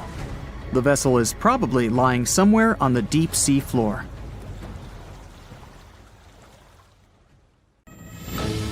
As an experienced sailor and the first man to ever sail non-stop on his own around North and South America, Matt Rutherford has seen a lot during his voyages. But what he saw in 2013 while sailing through the waters of the Atlantic with his colleague surely stands out. Some 800 miles off the coast of Bermuda, not far away from the famous Bermuda Triangle, they noticed a boat that seemed to be moving by itself. The sails weren't up and the motor wasn't running. The sailors decided to check if there was someone who needed their help aboard, so they moved closer to the mysterious ship. Once they got there, things only got weirder, as they realized there wasn't a living soul aboard. Rutherford started filming to document their discovery. The boat looked so awfully abandoned that they expected to find some pretty scary things in there. But it didn't stop Rutherford from searching the vessel. The boat, which turned out to be named Wolfhound, looked like an upscale one, probably costing hundreds of thousands of dollars. It was pretty weird to find it floating by itself in the middle of the ocean. It seemed like whoever abandoned it was leaving in a rush. There were clothes and other personal belongings all over the main cabin. Some parts of the ceiling had fallen and some drawers had popped open. The brave sailors decided to tow the ghost ship back to Bermuda. It wasn't easy because Wolfhound was bigger and heavier than their boat. After days at sea, the crew was running low on fuel and asked a passing freighter to stop and give them some gas. They kept pulling Wolfhound until the tow line got wrapped around the rudder and they realized they could get stranded in the Bermuda Triangle. So they had to abandon the ship. What really happened and how Wolfhound ended up in the middle of the ocean will probably remain a mystery. Rumor has it that it belonged to a member of the Royal Irish Yacht Club. The ship was going on its first voyage from Connecticut to Bermuda and then Antigua. It got in a terrible storm around 400 miles away from Delaware. The winds were so strong that the yacht suffered 2 knockdowns. A Greek cargo ship rescued the crew. They left the ship with an emergency beacon on. The rescued crew members shared that they saw the ship sink, which only adds more questions to the story. How did it get back to the surface? Does the Bermuda Triangle have anything to do with that? Christopher Columbus himself reported some unusual compass activity going on in this mysterious area while he was on his way to the New World. Despite the stories of more than 50 ships and 20 planes disappearing in the area, it remains one of the most heavily traveled shipping routes in the world. Some skeptics believe that this fact solves the Bermuda Triangle mystery. It could make sense because the busier the area, the more accidents happen there. But then again, it's not the number of disappearances that makes the place so mysterious. It's the lack of explanation and wreckage lost for good. The first ever confirmed ship to vanish in the Bermuda Triangle was the USS Pickering. In 1800, it departed from the US on its way to the West Indies. The ship sailed into the Bermuda Triangle along with its 90-man crew. No one ever heard anything from them ever since. The popular explanation is that the ship was taken out by a storm. But because no one found any wreckage, we'll never know for sure. The largest ship that has ever disappeared in this mysterious area was the USS Cyclops. In March 1918, carrying a crew of 306 people, the USS Cyclops left Barbados and headed home to Baltimore. The ship passed through the Bermuda Triangle on its journey and vanished into thin air, or rather, water. The Cyclops never sent any distress signal and disappeared without any explanation or trace. The Bermuda Triangle isn't the only place in the world where ships go missing or mysteriously resurface. One of the most famous ghost ship stories would be of SS Bechimo. The large cargo steamer was built in Sweden. On October 1st, 1931, it got caught in pack ice. The crew decided to wait it out and managed to break free after a couple of days, only to get trapped again in less than a week. This time, they didn't manage to make it out. A rescue team went by air to save 22 of the crew members. 15 other members stayed in a wooden shelter they built not far away from the ship. Their plan was to wait out the winter and get back aboard. At the end of November, a strong blizzard was rushing through the area. When it was over, Bechimo seemed to have gone away with the storm. The captain decided it must have broken and sunk, but a few days later, a local hunter informed them that he had seen the ship around 45 miles away from their camp. The crew managed to find the ship and took the most valuable cargo from its hold. They had fears that Bechimo wouldn't live through that rough water, but it did manage to survive after all. Once the ice was gone, it floated away and ended up drifting along the shores of Canada and Alaska. Many people reported seeing the ghost ship in an open sea. Some even tried to board it to save the ship, but the weather didn't allow it to happen. The last time someone saw SS Bechimo was in 1969, 38 years after its crew had left it. It could still be drifting somewhere in the ocean. The story of MV Hoita happened in the South Pacific. The ship was originally a wooden luxury yacht.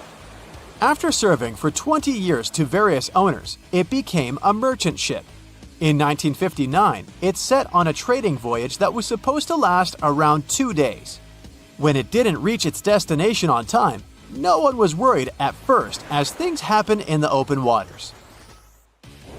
After another day, and no distress signals from the Hoita, it was obvious that something serious was going on with it.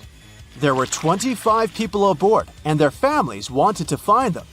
A search and rescue crew worked for 6 days looking for the ship, or at least its wreckage, in an area of nearly 100,000 square miles. That's 1.5 times as big as Florida. Sadly, the mission had come back with no results. It seemed like Hoita had disappeared without a trace. A month later, another merchant ship noticed Hoita drifting in the ocean, miles and miles away from its original route, and none of the crew members or passengers were on board. The cargo had also disappeared. The lifeboats were also gone, so the people must have escaped the ship hoping to save themselves. It turned out that the crew had been trying to get help as they tuned the radio to the International Distress Channel. But the damaged cable didn't let them send the signal any further than 2 miles. It also looked like when they were leaving the ship, the crew took the logbook with them, and we still don't know what exactly happened to Hoita. Family members of those who were on board are still looking for answers. One professor claims it must have been a corroded pipe that leaked and flooded the vessel, but we'll most likely never know for sure. In the Pacific Ocean, near Japan, there is an area nicknamed the Devil's Sea. It's believed to be one of the 12 vile vortices around the Earth. Some people claim that vile vortices have weird things going on in them, because the pull of the planet's electromagnetic waves is stronger there than anywhere else. The most famous ship that disappeared in the area was a fishery patrol vessel in 1952. The ship went there to investigate the vessels that went missing previously and disappeared along with 31 crew members. Scientists who don't believe it was a mysterious disappearance blame the underwater volcano eruption for what happened. There's a stretch of water that even the most experienced explorers fear. No matter what season you choose to cross it in, you risk meeting face-to-face with waves that can reach as tall as the Hollywood sign. I'm talking about the Drake Passage, the waterway connecting the Pacific Ocean to the Atlantic Ocean, stretching from Cape Horn at South America's southernmost tip to Antarctica's South Shetland Islands. It's about as wide as the distance from London to Berlin and takes up to 48 hours to cross. Some sailors compare getting on the other side to going to the moon. That's how challenging it is. Even the man who discovered it, Sir Francis Drake, never sailed these waters because they seemed too dangerous to him and opted for a calmer, although longer, Strait of Magellan. The passage took the lives of around 20,000 sailors and over 800 ships. Tourists who want to see Antarctica cross the Drake Passage on a regular basis, although it's still often called the world's most terrifying ocean crossing. The Antarctic Peninsula, where travelers go, isn't really part of Antarctica itself. It sticks out and points towards South America like two fingers almost touching it.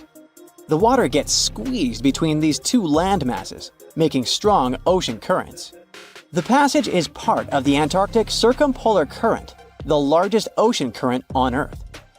The water rushes through the passage at a speed between 95 and 150 million cubic meters per second, which makes it rougher. And then there are winds that usually blow from west to east and are very strong between 40 and 60 degrees latitude.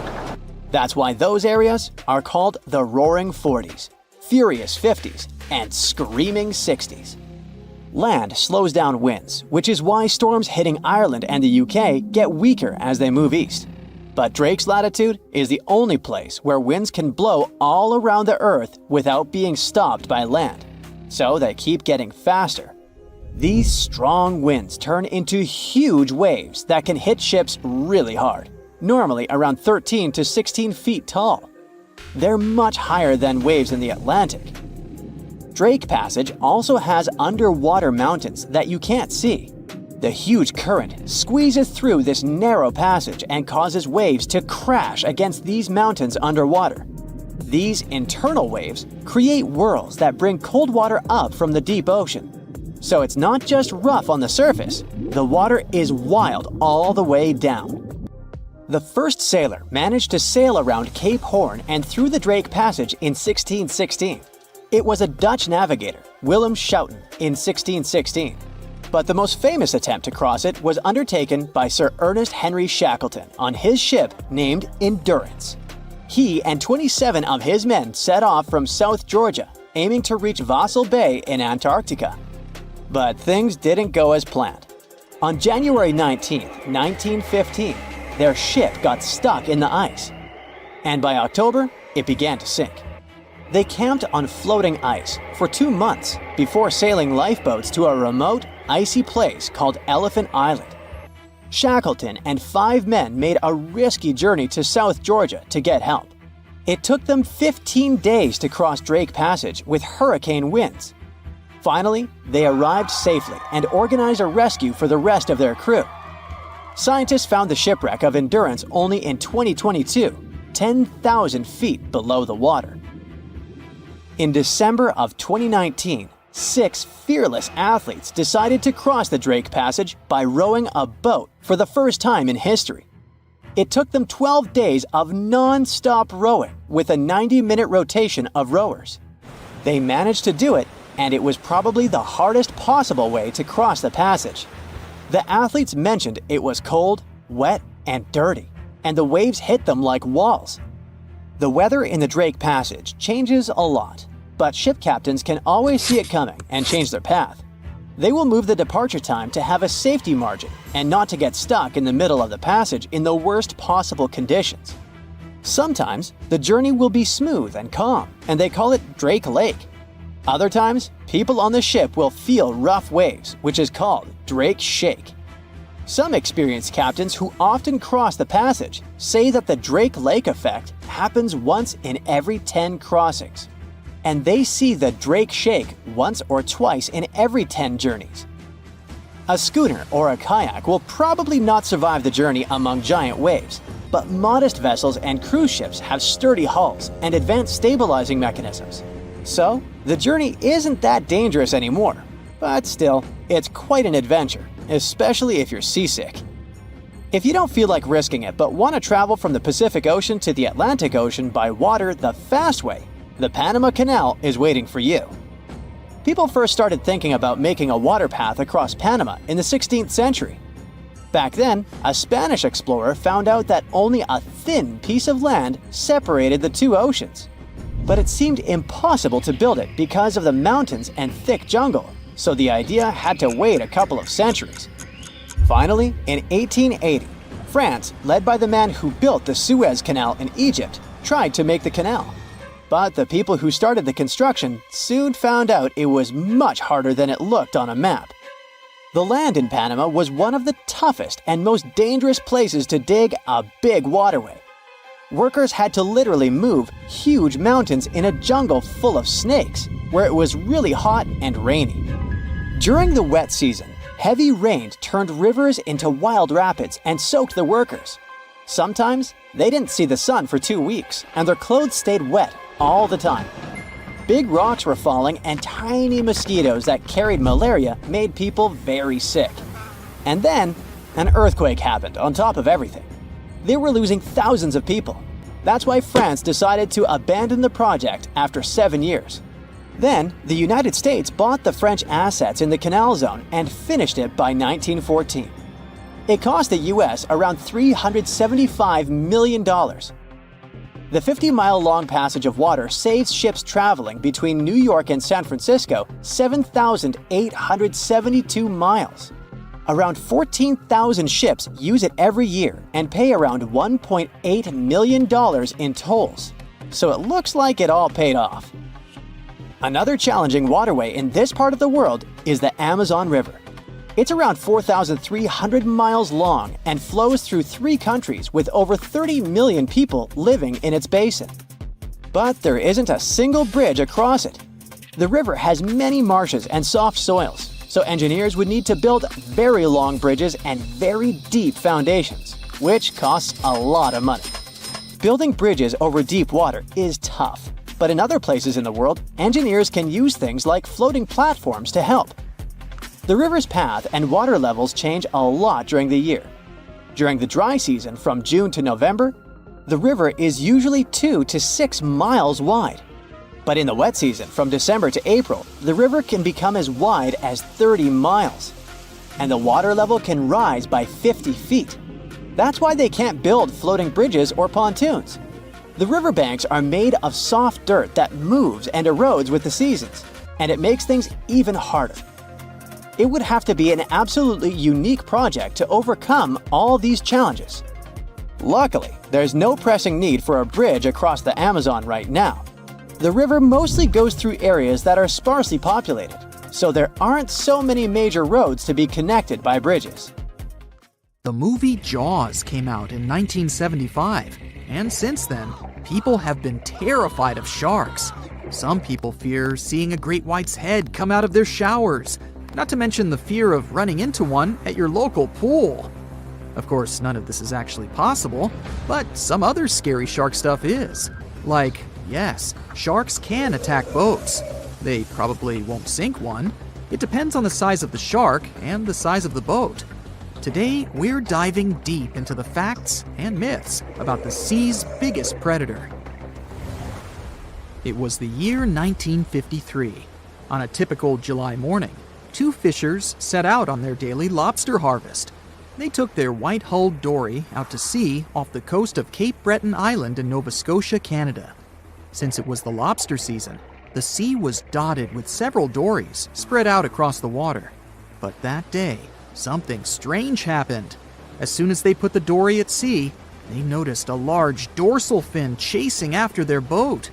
They were surprised to see that the shark would follow their boat's every move. For an entire week, they took out their white dory from the harbor, and the shark followed them around. Until one morning, as the men were alone at sea, the shark charged at full speed at the boat and smashed a 7-inch hole in its bottom. The boat turned over, and both men fell into the water. The shark didn't come after the men, though. Instead, it swam away and disappeared for good. To clarify, a dory is a small, fragile boat usually measuring 16 to 23 feet long. So how long did that shark need to be in order to sink it? Well, as soon as the boat was retrieved from the ocean, researchers found something interesting. One of the shark's teeth was found stuck in the hull.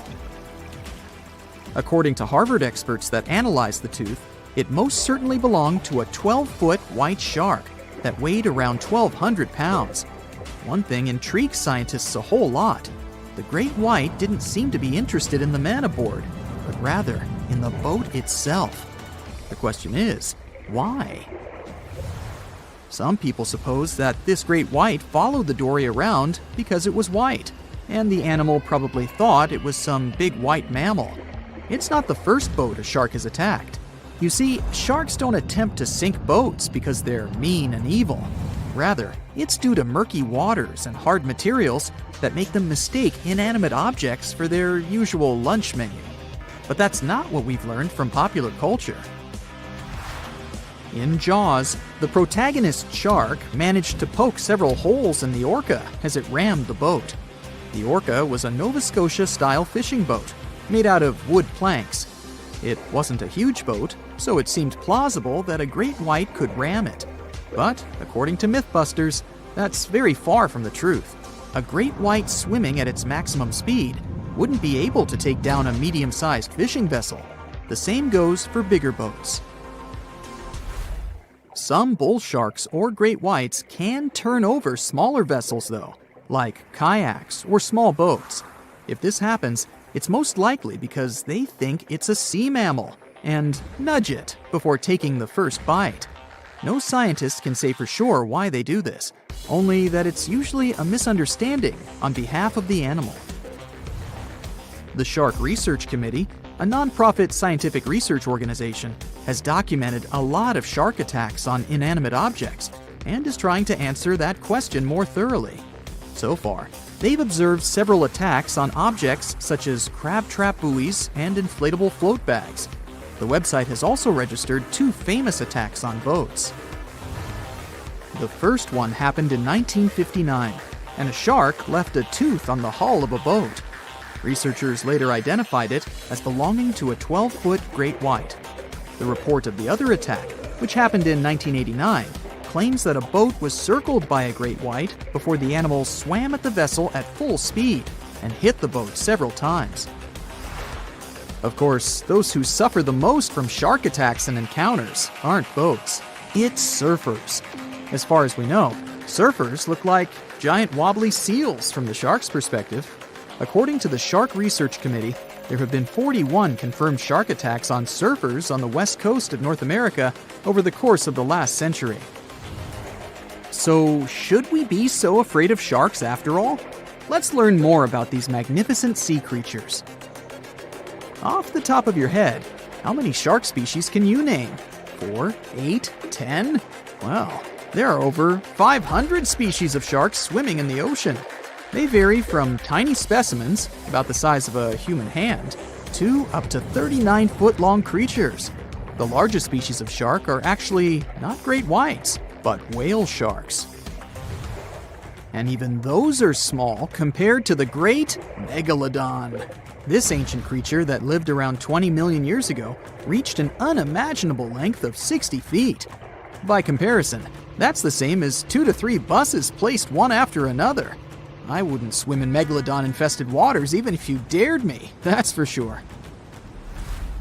We know that sharks are very good hunters, but why is that so? Their bodies seem to have been strategically built for speed. Instead of having a bone skeleton, like us humans, sharks have a cartilage skeleton, which makes them much lighter and also super fast swimmers. Each species of shark hunts depending on its nutritional needs. So, shark species that grow to an average of 3 feet have a diet based on fish. The ones that grow bigger start feeding off of bigger sea animals, such as sea lions and seals. Throughout their lives, some species of shark can shed over 30,000 teeth. Unlike humans, who are born with a set number of teeth in their jaws, sharks have an apparently limitless supply. In their defense, they do lose teeth pretty easily, as they can easily get stuck in their prey, for example. They also have multiple rows of teeth. The jaws of a great white can contain up to 7 rows of teeth, and can grow to be more than 6 inches long. And since we're speaking of great whites, the most feared shark species roaming the oceans, this is Ray. Ray is an adult white shark. He can swim up to 50 miles a day, so he needs a lot of fat in order to keep his body functioning. Funny thing about Ray, when he opens his jaws to hunt, his eyes roll back together with his head, so his sight is hindered when he's taking a bite. Now, he does like it when the water is murky and underwater visibility is low. That's because it makes it harder for his prey to spot him coming. These conditions can make it easier for him to grab that yummy seal. But this can also make it easy for him to mistake a random boat for lunch and end up scaring some humans. Some Hollywood movies love to portray sharks as having superpowers. Although they're not innately cruel, one species of shark does have something that can be considered bizarre. Hammerhead sharks, one of the most dangerous species of sharks, have a sort of sixth sense. Inside their heads, they have electroreceptor organs called ampullae of Lorenzini. These organs allow sharks to detect the electromagnetic fields of all living things in the ocean. This ups their hunting abilities to another level. They can even find prey hidden in the sand because they sense its electromagnetic field. You should know one thing. If a shark lives in a balanced ecosystem, it won't feel the need to attack unknown things. These animals are curious, though, so maybe we should cut them some slack when they bite a piece off a random boat. The year was 1854, and the SS Arctic, the fastest passenger liner of its time, set out to cross the Atlantic. As it sailed through the misty veil, it slowly disappeared into the unknown. The Collins Line, an American shipping company, was started in 1818 and only began seriously trading in the transatlantic by 1835. Its steamships crossed the Atlantic from Liverpool to New York within just 10 days. Doesn't sound like a great speed today, I know, but back then, the same thing took other ships several weeks. Light on the water with their wooden hulls, powering through with a strong steam engine, those steamships were the favorite choice for many high-profile people.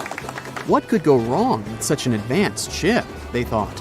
This reminds me of some other ship everyone believed to be unsinkable. But anyway, back to the Collins Line.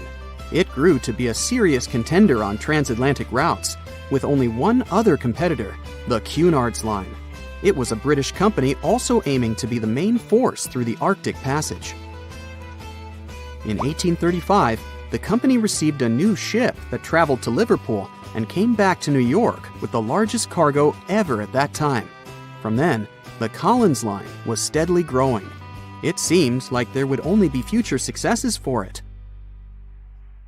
Unfortunately, their lavish ships became costly to run with the amount of coal used. Massive power along with weak wooden hulls meant they needed many repairs after each voyage.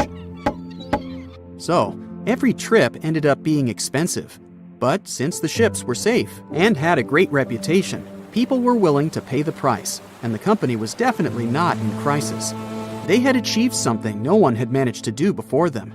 Like I told you, their ships crossed the Atlantic in a whopping 10 days, and Edward Collins, the owner, was very determined to maintain the pace. Their 5 ships easily outran the Cunard's Line of only 3. With this great praise, it provided more attention.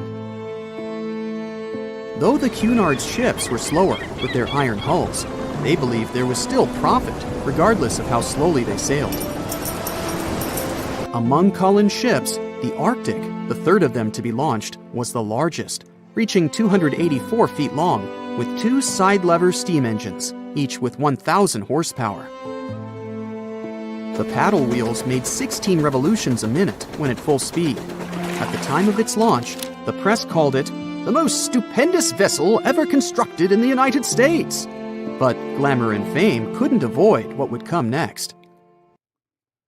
On the 27th of September, the Arctic was on its journey from Liverpool to New York, continuing a speed pace through the thick fog.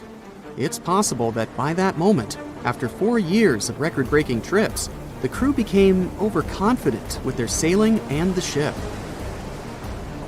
Going only 50 miles from Newfoundland, they carelessly continued through the fog with no radio contact, sonar, or any other form of identifying objects, equipped only with Morse code. A smaller ship, the SS Vesta, which operated as a fishing vessel, often worked around Newfoundland. It was passing through the same path as the Arctic and crashed into its side. Shocked by the collision, the captain of the Arctic offered help to the much smaller Vesta, but it was soon clear that the damage that seemed minor on the Arctic was far worse. Beneath the waterline, a hole was letting water into the hull. The cost of the much faster wooden hull now seemed less valuable. They steered toward land, trying to plug the holes, but they weren't doing so well, and the seawater continued to pour in, filling up higher and pushing the ship down. And finally, once the engine room was full, it put out the boilers, taking away the massive power the Arctic was once legendary for. They moved slowly until coming to a complete stop. The ship continued to sink, and the order was to abandon it. At the time, maritime law allowed for the Arctic to carry only 6 lifeboats, only capable of saving 180 people. The crew and some of the passengers managed to push their way aboard and took most of the seats on those boats. Things were pretty wild, and everyone forgot about their manners, not letting the ladies and the youngest ones board first. It took 4 hours for the Arctic to sink. 150 crew and 250 passengers were on board. Those that weren't able to find a lifeboat made a desperate attempt to build their own rafts from parts of the ship. 2 days later, only 3 boats made it safely to the shore. The other 3 were never found. Believe it or not, the rescue party also saved some people that had been clinging to the wreckage for 2 days.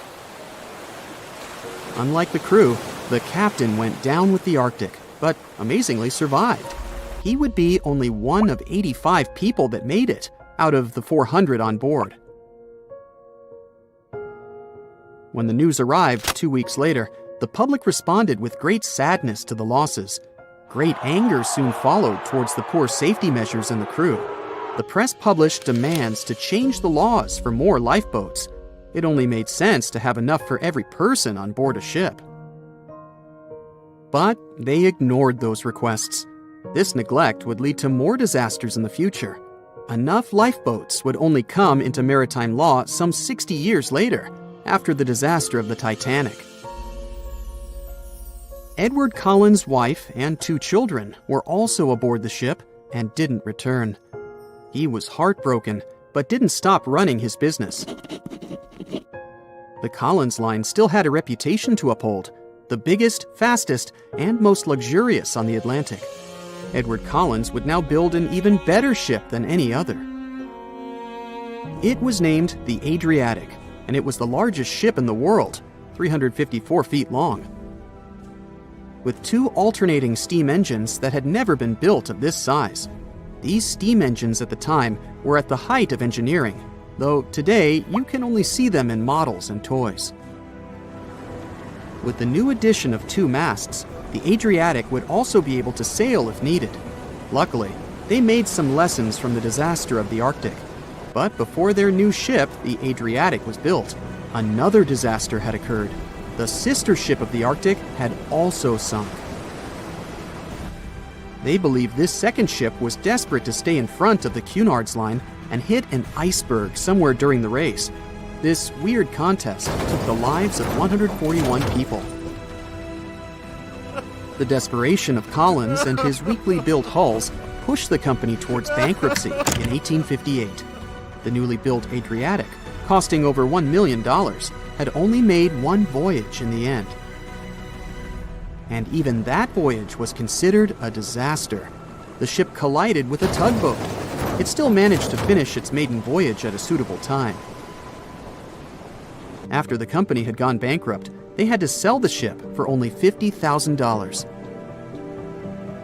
They removed the great giant engines, replacing them with only sails. Although it was once the greatest ship on the high seas, it was only 30 years later until it was abandoned, labeled irreparable, and anchored in a river. The other remaining ships were also sold and only used for parts. Edward Collins left the industry altogether, seeking work on dry land instead. As the Collins line was no longer in the mix, the Cunards would grow in strength.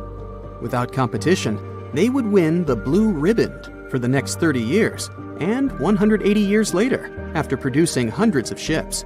They still have a constant presence on the seas as they provide transatlantic crossings, world voyages, and leisure cruises. To this day, the Cunard Line is the only one to run ships between Europe and America, and it's great proof that it's not always the fastest that's the best.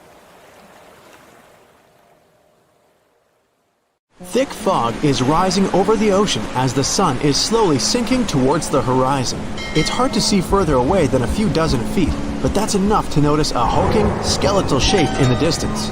As your ship approaches the figure, your heart beats faster, and then you make out the details of another vessel, abandoned by the looks of it.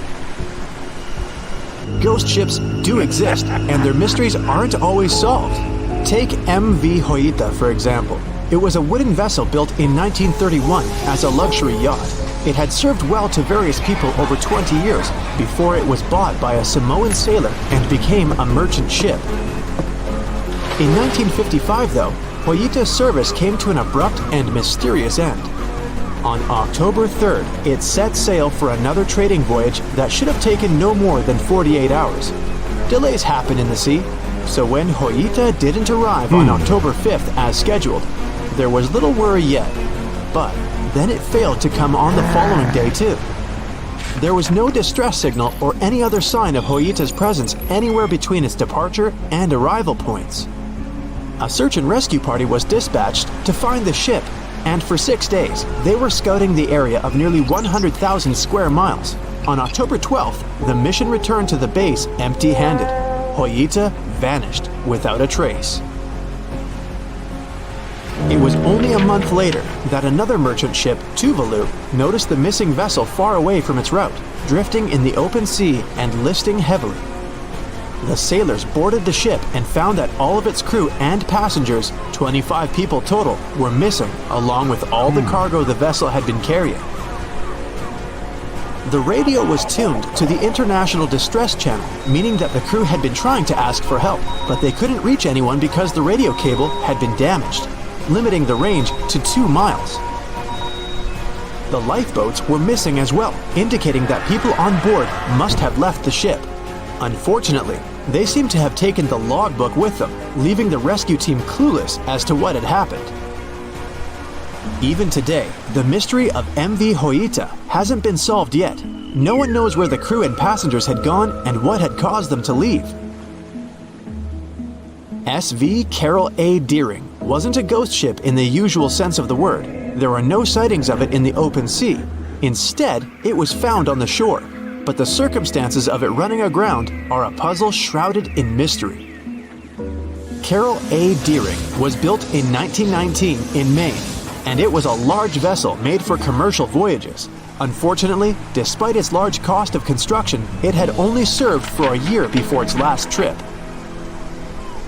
July 19, 1920.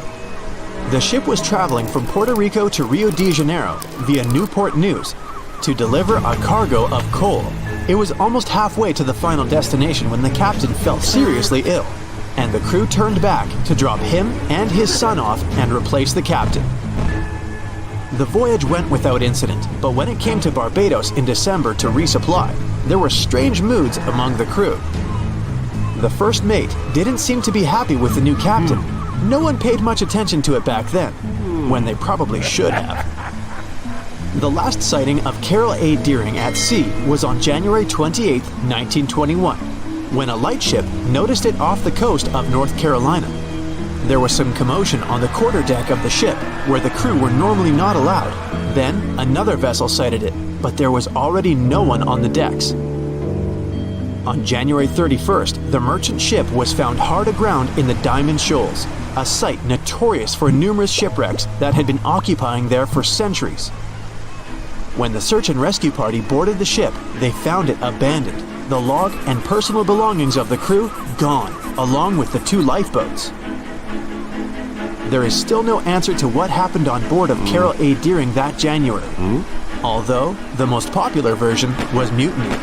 Maybe we'll never find out the truth though. SS Bechimo is perhaps one of the most notable ghost ships in history. This large cargo steamer was built in 1914 in Sweden and plodded its way dutifully over 16 years, trading provisions for pelts with native tribes of Alaska and Canada. But then, on October 1st, 1931, Bechimo got caught in pack ice. At first, it seemed the crew would be able to wait it out and continue on their route because the ship broke free in a couple of days. But in less than a week, it became caught again, this time for good. In another week, a rescue party was sent to fetch 22 of the Bechimo's crew, while another 15 remained behind to wait through the winter if necessary and get the ship back. But a month later, after a powerful blizzard struck their camp, the sailors went out of their shelters only to find the ship gone. Luckily, a few days later, a native hunter told them Bechimo hadn't been lost yet. He'd seen it about 45 miles from where they had been stationed. They managed to track it down, but decided the ship wouldn't survive the winter, so they took the most valuable cargo from its hold and abandoned it. They were wrong though. SS Bechimo did survive that winter, and many more that followed. When the ice broke, it sailed away on its own, drifting listlessly along the shores of Canada and Alaska. There were numerous sightings of the ghost ship, sometimes adrift in the open sea, and at other times stuck in the pack ice again. People attempted to board and salvage it, but weather conditions or lack of equipment always prevented them. SS Bechimo was last sighted by native Alaskans in 1969, 38 years after its abandonment. What became of it later remains unknown. The story of SS Orang Medan is one of the most puzzling and harrowing ghost ship stories of the 20th century. No one even knows for sure if the ship even existed in the first place. It wasn't recorded in Lloyd's Shipping, the International Register of Ships, which makes it either a tall tale or a vessel that avoided being officially recognized for some shady reasons. In any case, the accounts as to what happened to the Medan vary. According to most reports, it was carrying some unknown cargo in the Indonesian waters when a distress call was received by another ship in the vicinity. The officer on duty heard an SOS message, but its contents are different depending on the accounts. The message did not repeat, and the crew of Medan didn't answer to any attempts to contact it back. The ship that received the distress call hurried to the rescue, but they only reached the vessel the following day, when it was already drifting and slightly listing. When the rescuers boarded the ship, they found that none of the crew had survived. However, one lifeboat was missing, which implied that there was at least one crew member who managed to escape. What happened to the rest of the people on board remains a mystery to this day. Still, there are no hard facts about this story, so we might never find out whether SS Orang Medan was actually a ship and not a thing of fiction. SV Zabrina was a 3-mast sailing barge built in 1873 for river trade ships in South America. She served for well over 4 decades, proving to be a sturdy and reliable ship. It was later transferred to Europe, where it continued serving its purpose well. But then, in October 1917, Zabrina set sail on a regular voyage only to be found ashore several days later. Mysteriously, although the ship was perfectly intact, The entire crew of 5 and the captain were gone. There is no direct evidence or hard facts as to what really happened that day. The most convincing theory is that the crew were washed away from the deck because of an underwater explosion. And then the ship sailed ahead without them, but the truth, as always, remains unknown. At the beginning of the 20th century, somewhere off the coast of West Africa, a German steamship was leaving the port. Suddenly, the weather got worse, and the vessel entered a thick fog. The sailors ran aground on a sandbank close to the shore. Luckily, no one was hurt, and they were even able to save their precious cargo. But the ship was stuck in the sand for good. And it was not alone there. Nearly the entire length of the western coast of Namibia is called Skeleton Coast. If the name sounds scary, that's because it is. This 976-mile-long beach line is among the most dangerous places on Earth. The local Bushman tribes believe that their supreme deity made this land when it was angry. The Portuguese were the first Europeans to set foot in Namibia in the 15th century. And yep, they didn't like Skeleton Coast either. Portuguese explorers thought this land presented the gates to the underworld. This is the place where the Namib Desert meets the Atlantic Ocean. It might be dangerous, but it's actually beautiful. Plus, it's a UNESCO World Heritage Site. If Skeleton Coast had a PR manager, they would quit on the first day on the job. The area is not exactly tourist-friendly because of its geography and history. Beneath the sand and the waves, there is a secret ocean currently lurking for unsuspecting sailors. It's called Benguela Current. It flows towards the north along the coast of southern Africa. This part of the Atlantic is rich in marine life, but the current's land neighbor isn't that happy with the deal. This arid climate created the Namib Desert, one of the driest regions on Earth. And that marine life I just mentioned? It's sharks. 11 species of them to be exact. And yes, the great white decides to pop by once in a while. So far, we've got a desert landscape, strong currents, and sharks. Not a place for a beachside resort, definitely. But if someone ends up on Skeleton Coast, will they know they're in danger? Don't worry, they will. The beach is littered with wrecks of all sizes and shapes. If you remember that German ship I mentioned in the very beginning, its massive and rusted stern is now sticking out from the desert sand. There are some 500 wrecks in total scattered along the coast, and it's a mixed crowd, from Portuguese galleons centuries old to ships that ran ashore here in the 21st century. A modern fishing ship called Zela India managed to slip from its tow rope in 2008 and ended up on Skeleton Coast. Okay, it didn't escape on its own, it had some help from the elements. But it's better to be a tourist attraction on a beach than to be broken up for scrap. That's where the trawler was originally going, poor thing. Skeleton Coast's most famous inhabitant, to call it such a place, is the wreck of the Dunedin Star.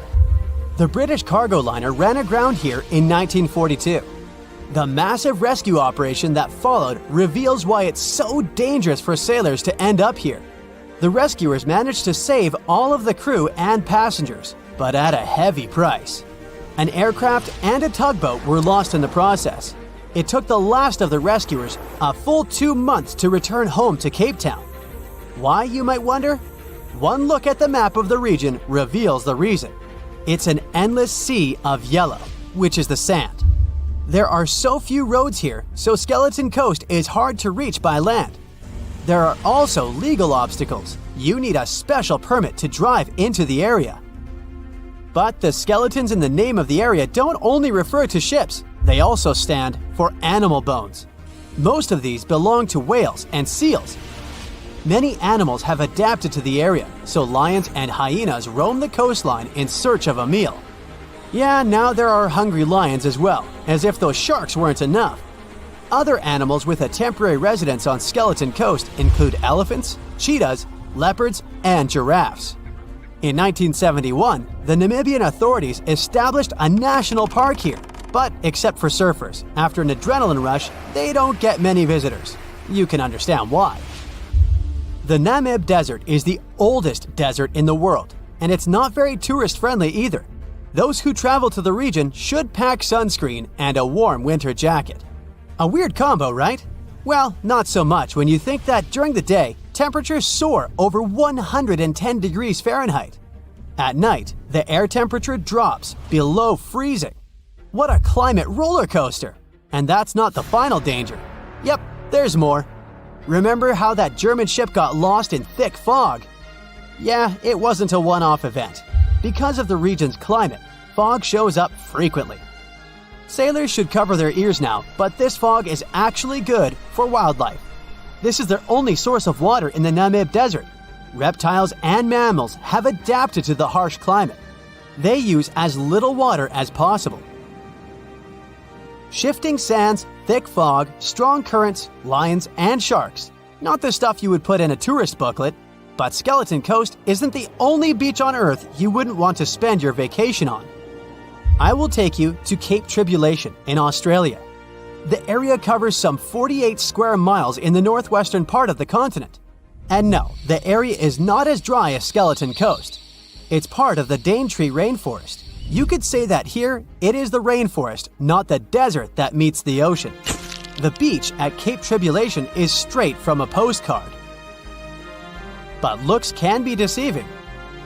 Australia?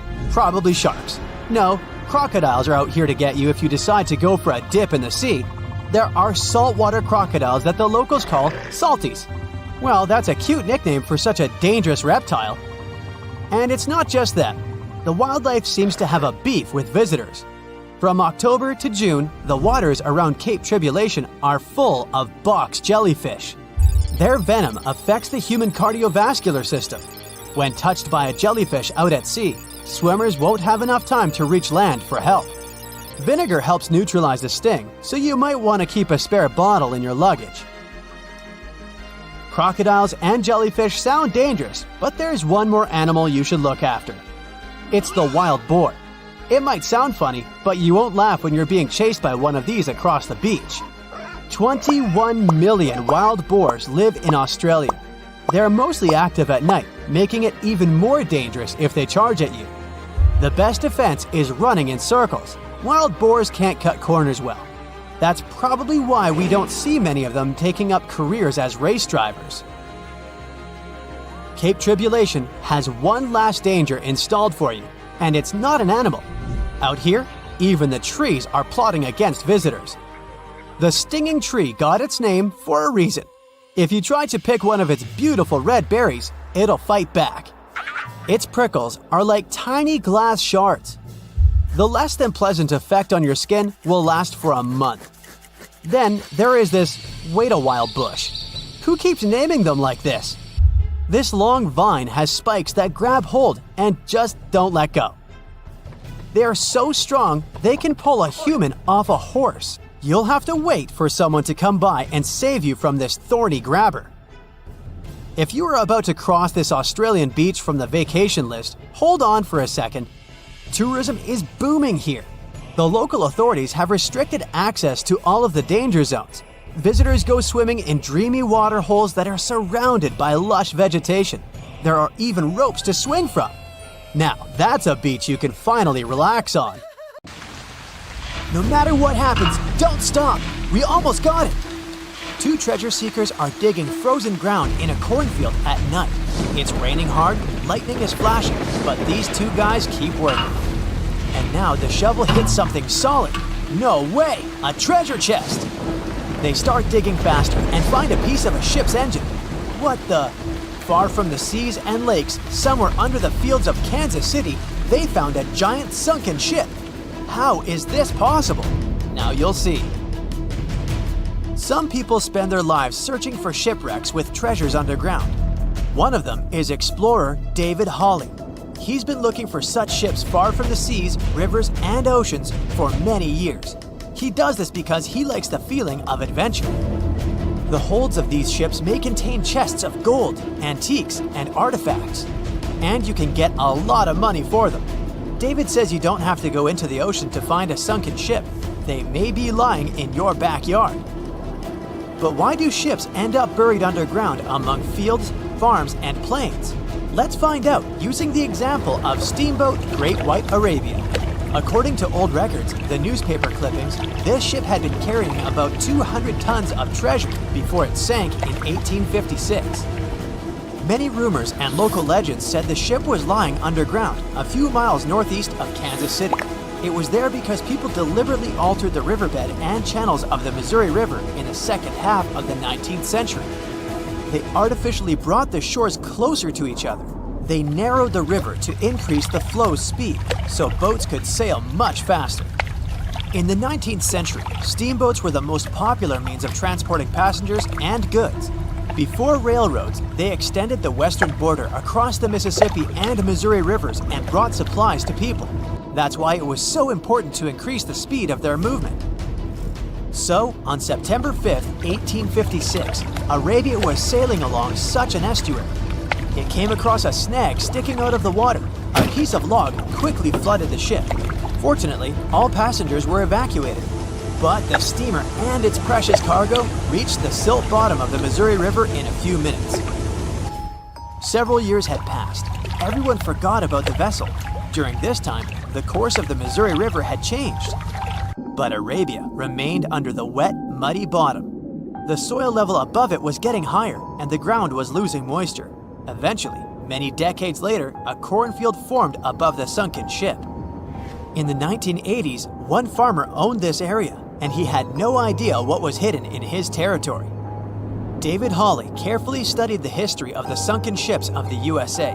He knew that hundreds of steamers had gone underwater all over Missouri, but most of all, he was interested in Arabia, as there were rumors that it was filled with gold and other valuable things. The territory of cornfields in Kansas was vast, but David Hawley knew how to search properly. In 1987, he started working. First, together with his brother and father, they collected all the clippings from old newspapers they could find. They were looking not only for information about the steamer, but also for maps of the Missouri River. They tracked its historical changes, checked the dates, and identified a large area where the steamer sank. Next, they used electromagnetic testing and other geological stuff to study the soil and find the right place. They searched for differences in ground moisture and density. Then, they went through the territory with powerful metal detectors. And so, by the fall of 1988, they had determined the location of the steamer. Arabia was the size of a football field. This gigantic vessel lay 45 feet underground, 4 stories down. But before they started excavating, they had to ask the owner of the cornfield for permission. For the farmer, this news was a big surprise. He agreed on the condition that the excavations would be completed by spring so that he could sow a new crop. Digging a giant ship in winter is much more difficult and expensive than at other times. It includes additional equipment, electricity, and heating costs. The team worked day and night. They financed the excavations out of their own pocket. Each invested more than $10,000 and took out a bank loan. Finally, they noticed the first details of the ship. The shovels hit the huge engine boilers and the deck. The goal had been achieved. Most of the cargo lying inside the sunken ships is covered with rust, shells, mud, and is badly damaged.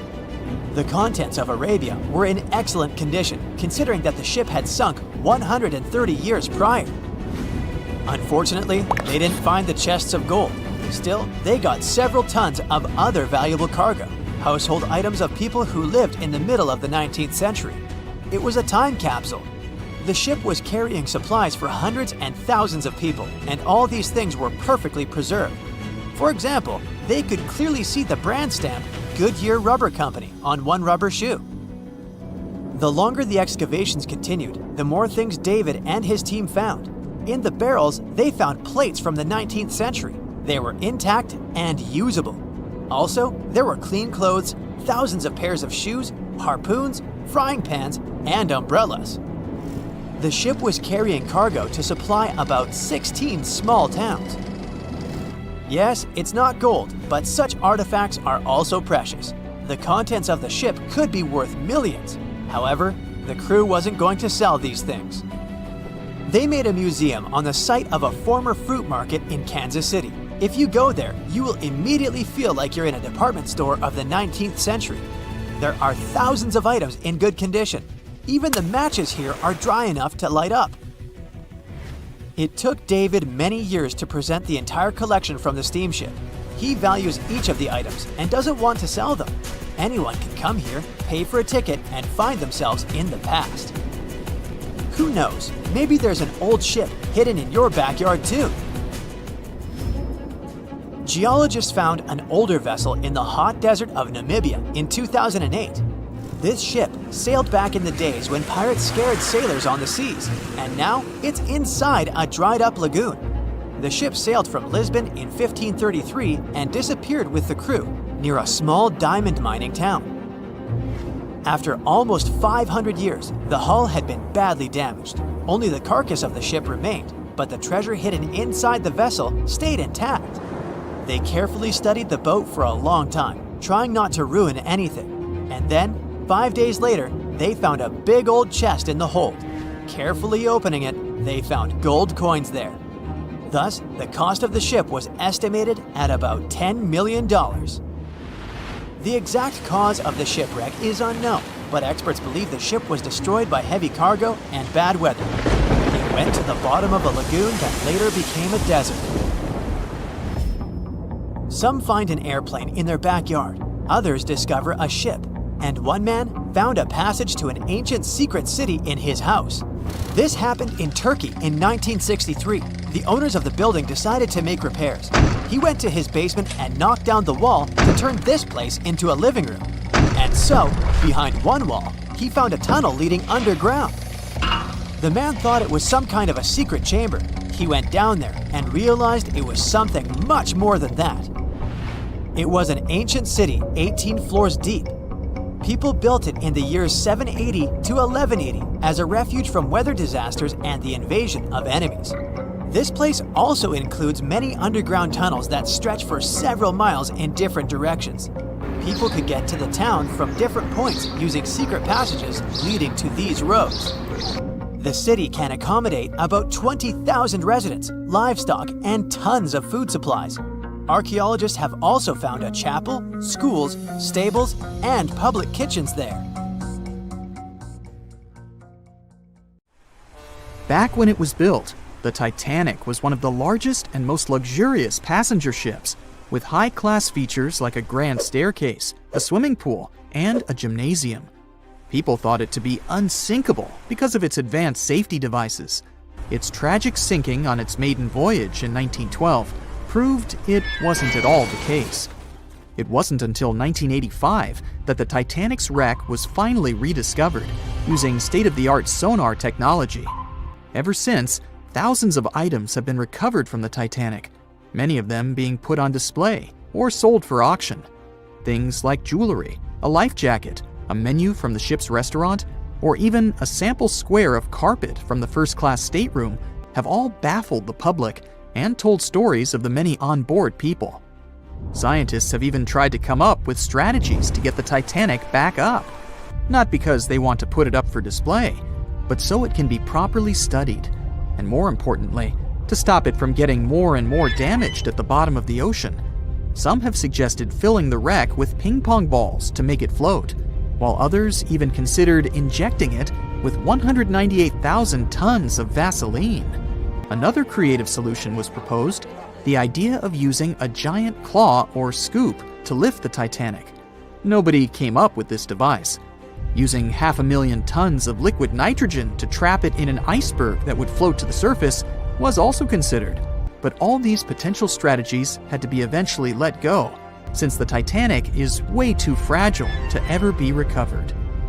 As the Titanic's iconic bow railings are in danger of collapsing, metal-eating bacteria continue to chew away at the ocean liner's wreckage. An undersea exploration company plans to gather data about the ship's deterioration in annual expeditions. They hope this will help them learn more about the Titanic, and also more about the ecosystem that shipwrecks create. The over 100-year-old ocean liner is also being damaged by deep-sea currents daily. Some experts predict that the ship could disappear in a few decades due to holes in its hull. The deck that passengers crowded on as the ship sank has caved in. The gymnasium near the grand staircase has also fallen in, and a 2019 expedition found that the captain's bathtub which became visible after the outer wall of the captain's cabin fell away, is no longer there. Those annual expeditions also gather data about the creatures living at the site, including crabs and corals. Surprisingly, many species have only been seen there at the Titanic wreck, so scientists are curious to find out more about them. The most famous out of all these creatures is the Halomonas titanicae. It's a bacteria, and it was discovered on the wreckage of the Titanic. What's interesting about this creature is that it's able to thrive in extremely salty environments. It's also been resistant to several antibiotics, unlike other types of bacteria. It's probably because of this superbacteria that the deterioration of the ship's iron hull happened so fast. The expedition will also look at the debris field and its artifacts. On the site, there are still traces of little personal items like clothes and luggage. One of the most interesting stories about Titanic artifacts is that of the passengers' shoes. Most of the Titanic items that have been lost at sea deteriorated or disappeared completely. But not the shoes. They seem to be able to resist the harsh conditions. On top of that, the leather in most shoes is perfectly preserved, probably because of tannin, a substance used in the tanning process of leather. It helped the shoes resist the damaging bacteria found underwater. All this exploring might have gotten you all excited. If that's the case, I have some good news to share. You might even be able to join the expeditions. To personally explore the Titanic, you have to plan ahead and apply to be a mission specialist with OceanGate, the company responsible for the journey. However, this experience does come with a high price tag of $250,000. Despite the cost, this once-in-a-lifetime experience is in high demand because of the limited spots available. If you can afford the exploration, you will have the chance to collaborate with renowned specialists in marine biology, oceanography, the Titanic, DNA, and the deep ocean. Accommodations and meals on the dive support vessel are also included, as well as training and guidance from specialists before and during the mission. Lastly, you don't even need to bring your own gear, as the expedition equipment is included as well. Sure, ships have evolved and modernized over the years, and these days we have technology that is way better than that available on the Titanic. But this ship remains an amazing piece of history because of its many unusual features, like the fact that the Titanic's whistle was loud enough to be heard over 11 miles away, or the fact that the ship's hull was painted with a special mixture of red lead and linseed oil, which was believed to be effective in preventing the growth of seaweed and other marine organisms. However, despite popular belief, the ship's iconic fourth smokestack was not functional and was only used for ventilation and aesthetics. Probably one of its biggest flaws was its number of lifeboats. Despite its size and luxury, the Titanic only had 20 lifeboats on board, which were not enough to save all of its passengers and crew once it hit the iceberg. The Titanic may be the most famous shipwreck, but it's not the only one. The fleet of Kublai Khan tells a similar story. This one was a large naval force commissioned by the Mongol ruler Kublai Khan in the 13th century. The fleet was intended to travel to Japan and establish the Mongols as powerful rulers in the region. However, in 1281, the fleet was supposedly caught in bad weather and was seriously damaged, with many ships being destroyed. Legend has it that the fleet was torn down by a massive typhoon that came to be known as the kamikaze, or divine wind. This strong storm was believed to have been sent by the higher spirits to protect Japan from the Mongols. The truth about its disappearance remains a mystery to this day. However, the wreckage of the fleet, or parts of it, appears to have been discovered in the 1980s by Asian archaeologists. They dug across the site and studied the remains of the ships at a location near Imari Bay. The shipwreck is, to this day, considered to be an important archaeological discovery. That's because it informed us how well prepared the Mongols were back in the day in terms of their ships. Another tragic story is that of the RMS Empress of Ireland. This was a British passenger ship that operated until May of 1914. This is when the ship was sailing from Quebec City to Liverpool. but it ran into the Norwegian collier SS Storstad in the fog off the coast of Rimouski, Quebec. The collision caused a large hole in the side of the Empress of Ireland, and the ship began to quickly take on water and sink. The crew and passengers were caught off guard, and many were unable to evacuate in time. In total, 1,012 people were lost in the disaster, making it one of the worst maritime collisions in Canadian history. Rescue efforts were hampered by poor visibility and the fact that many of the lifeboats were damaged or unusable. Only 465 people survived the sinking, and many of them were rescued by the Storstad, which had remained in the area despite its damage. The sinking of the Empress of Ireland was a national tragedy in Canada, and it led to changes in maritime safety regulations and the establishment of a Coast Guard. The ship still lies at the bottom of the St. Lawrence River, where it has become a popular dive site for enthusiasts.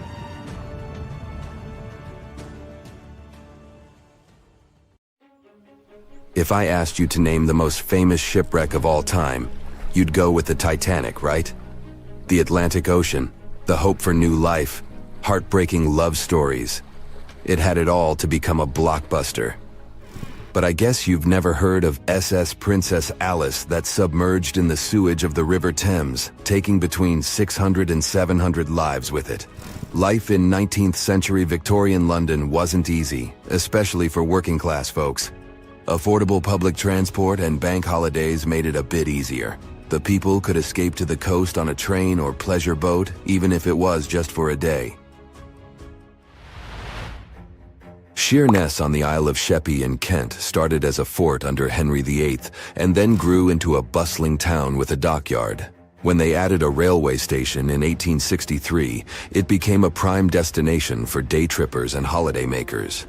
Seaside promenades, charming piers, and a whole bunch of fun stuff to do by the sea.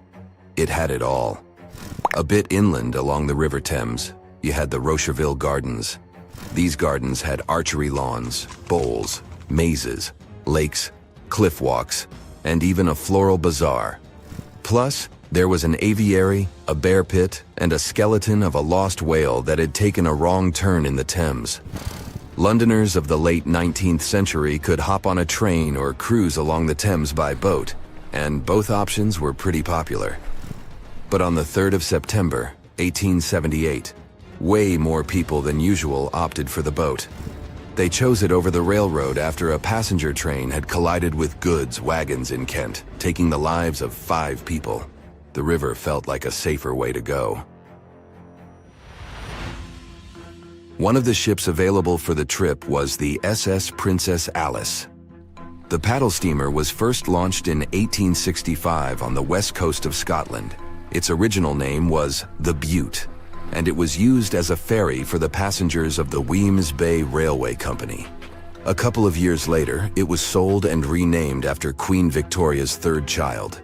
Then, it was sold again and got the nickname the Shah's Boat, as it transported the Shah of Persia up the Thames to Greenwich in 1873. The ship had gone through several alterations in its lifetime. It got new boilers and watertight bulkheads. The Board of Trade had inspected it and marked it safe. In the year of its final voyage, it was officially allowed to carry up to 936 passengers between London and Gravesend in calm water. On the day of the tragedy, Princess Alice was on what was called a moonlight trip downstream from Swan Pier near London Bridge to Sheerness, Kent and back. The trip wasn't expensive, so most of the passengers were from the working class. There was also a musical band aboard to keep the spirits up. The 3rd of September was a bright day, and many families were happy they could catch some final summer sun rays and enjoy fresh sea air. The then owner of the ship, the London Steamboat Company, had several vessels working on the route. The passengers were free to hop on and off different ships. At around 6:30 p.m., after a beautiful day in the open, the SS Princess Alice headed back to Swan Pier. No one kept official lists of passengers, so we'll never know exactly how many people were on board that evening. But they say the steamer was close to its full capacity. As it got darker and cooler, many families decided to stay inside the saloon or in their cabins below. Some stories from the steamer sound like fate. The captain of Princess Alice let his steerer stay at Gravesend and replaced him with one of the passengers. John Ayres was a sailor but had little experience at the Thames or with a vessel like Princess Alice. Alfred Thomas Merriman, a chef from East London, had been offered to work on the steamer at the last moment. He was 30 years old and a father of 4, so he couldn't say no to extra money.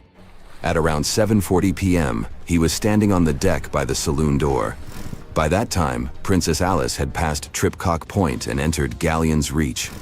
The passengers could see the North Woolwich Pier in the distance. Many of them planned to disembark at that stop.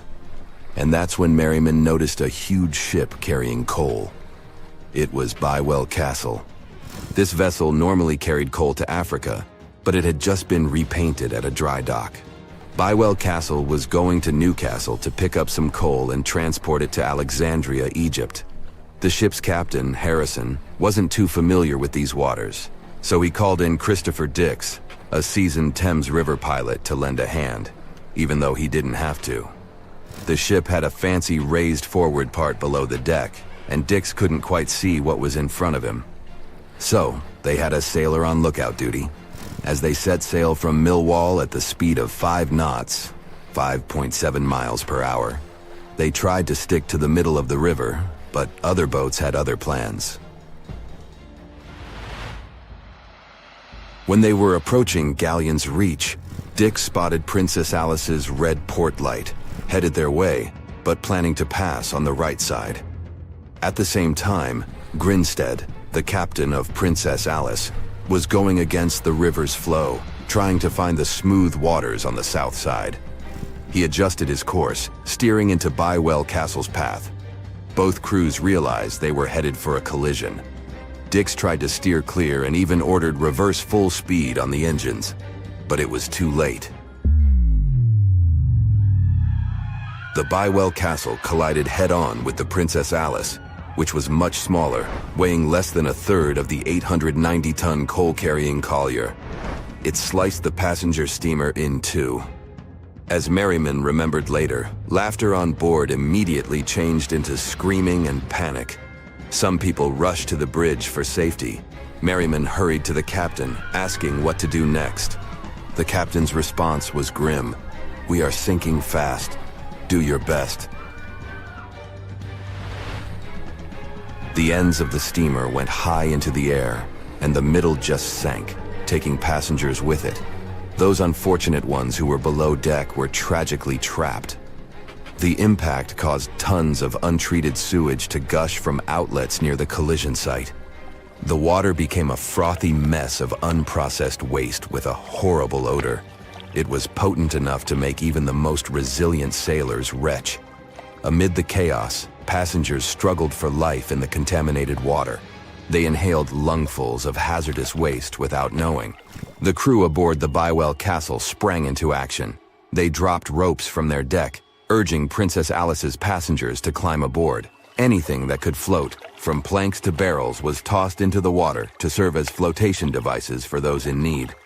Other members of their team launched a lifeboat, saving 14 people. Nearby boats, moored along the riverbanks, joined the mission, plucking survivors from the water. Many of Princess Alice's passengers didn't know how to swim, and it was even trickier for ladies wearing long, heavy dresses. Merriman was among the lucky ones who could swim. He first held on to a piece of wreckage, and then, when others got to it, swam away and caught onto a rope hanging over the side of the Bywell Castle. They managed to save around 130 people this way. Another survivor was Robert Haynes, who played in the Princess Alice band. He was fond of ships and had noticed the Bywell Castle a couple of minutes before the collision. He chose not to follow the rest of the band, who went downstairs for a break, and that saved his life. Princess Alice's sister ship, Duke of Teck, arrived 10 minutes too late to assist with the rescue efforts. Only 2 people who had been below deck or in the saloon managed to survive the collision. We still don't know the total count of lives taken on that day, but it's somewhere between 650 and 700. And what makes this story even more tragic is that it has been mostly forgotten.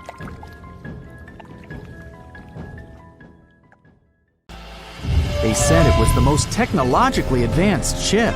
They said it was unsinkable. And when it sank, they made a movie about it. These were the main reasons why the Titanic disaster became world famous.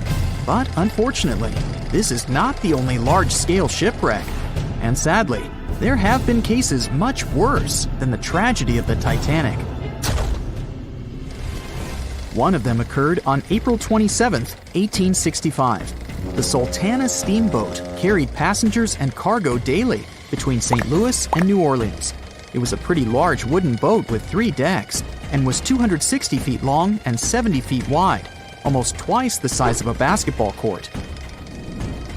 The ship could carry about 350 passengers, but on that unfortunate day, more than 2,000 people were on it.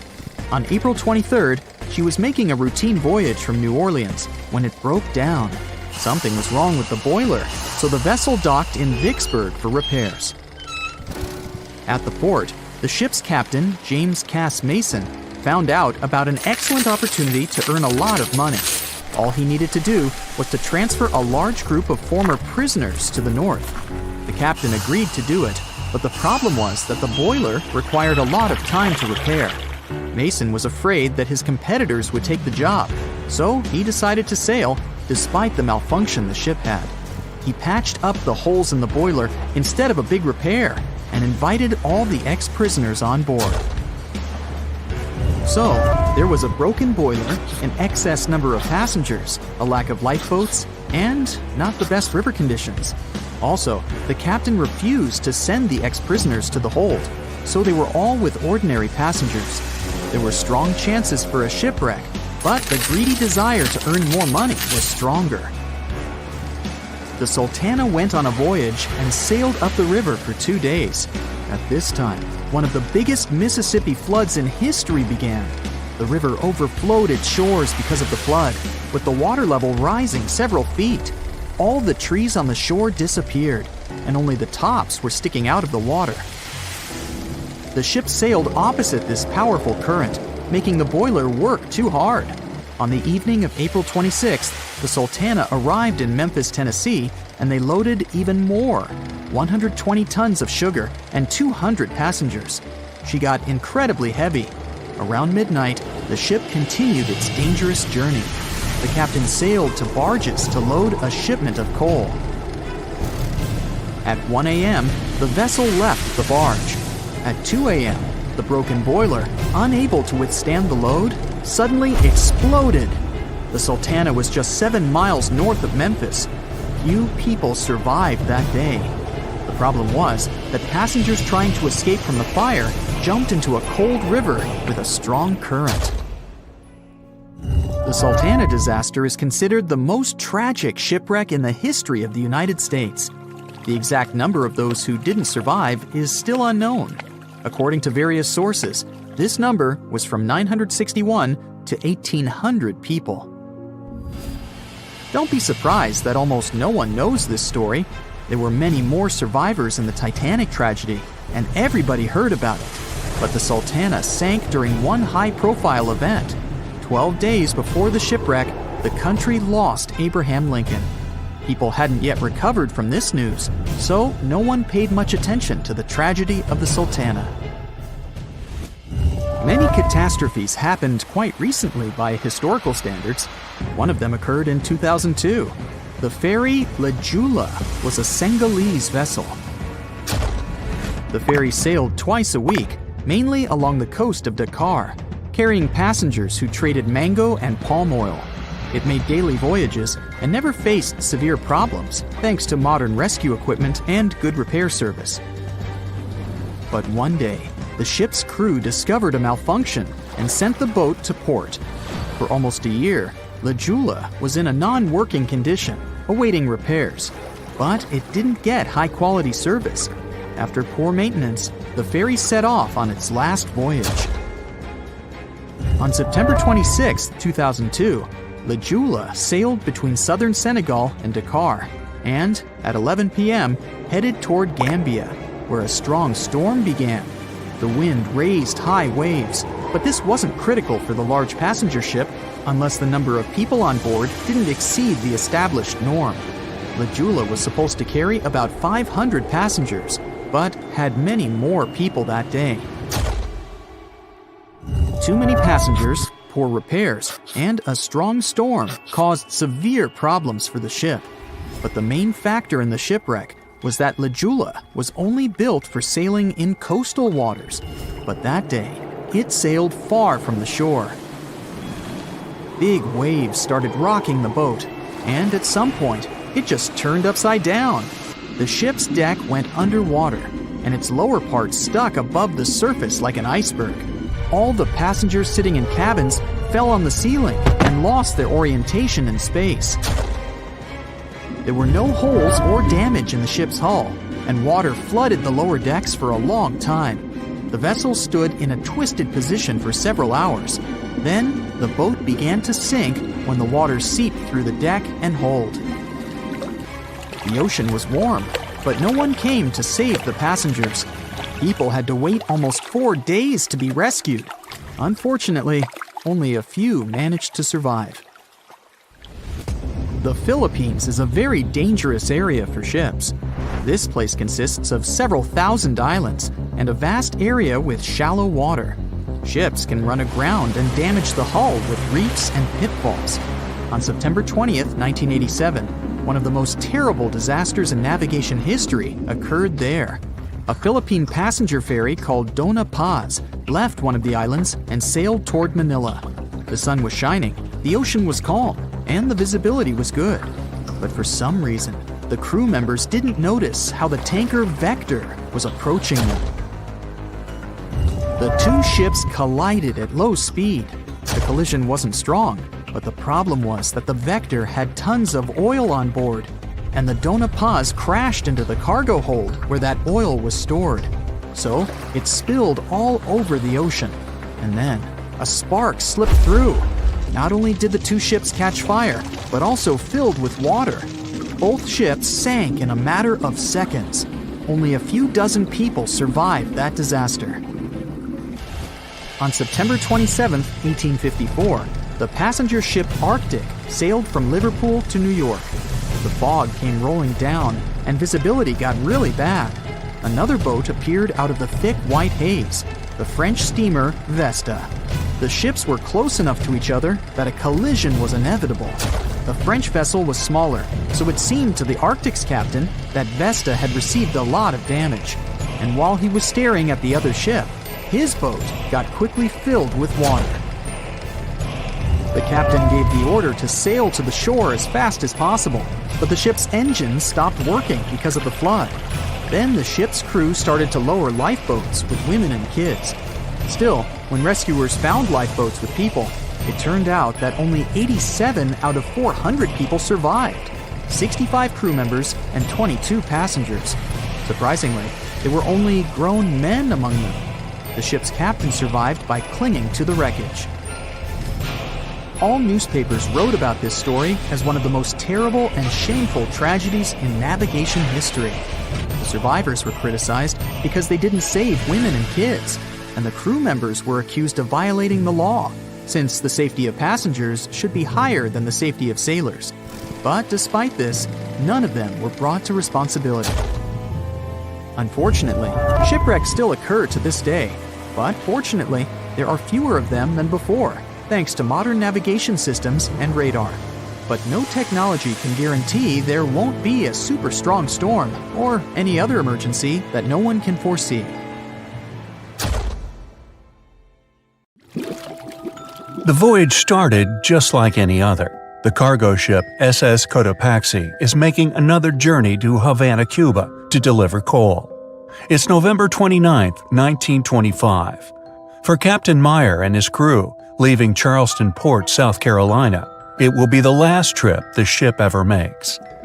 Its route ran through the Bermuda Triangle.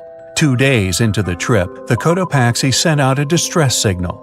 It had got caught up in a strong tropical storm and turned over on its side.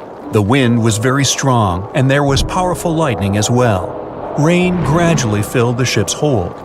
Then there was a bright white flash, and the ship disappeared without a trace.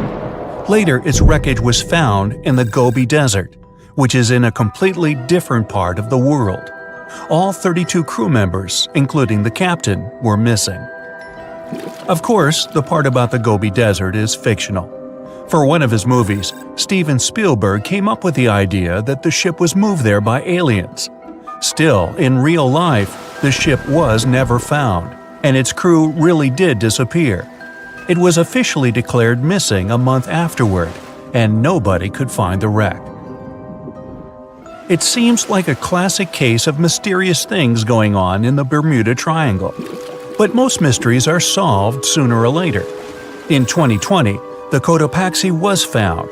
A man named Michael Barnett had moved to Florida to study shipwrecks off the coast. One wreck in particular really caught his attention. It was much larger than the others, and the locals called it the Bear Wreck. It was about 40 miles from St. Augustine in northern Florida, but no one had ever managed to identify the rusty hull. So Michael started to do some detective work. He measured the size of the shipwreck and started working through all the information he could find. He researched hundreds of old newspapers, leafed through insurance records, and looked at artifacts found on the wreck. After hundreds of hours of hard work, Michael was sure it was the Cotopaxi. But a few years before, there had been a rumor that the same ship had been found off the coast of Cuba.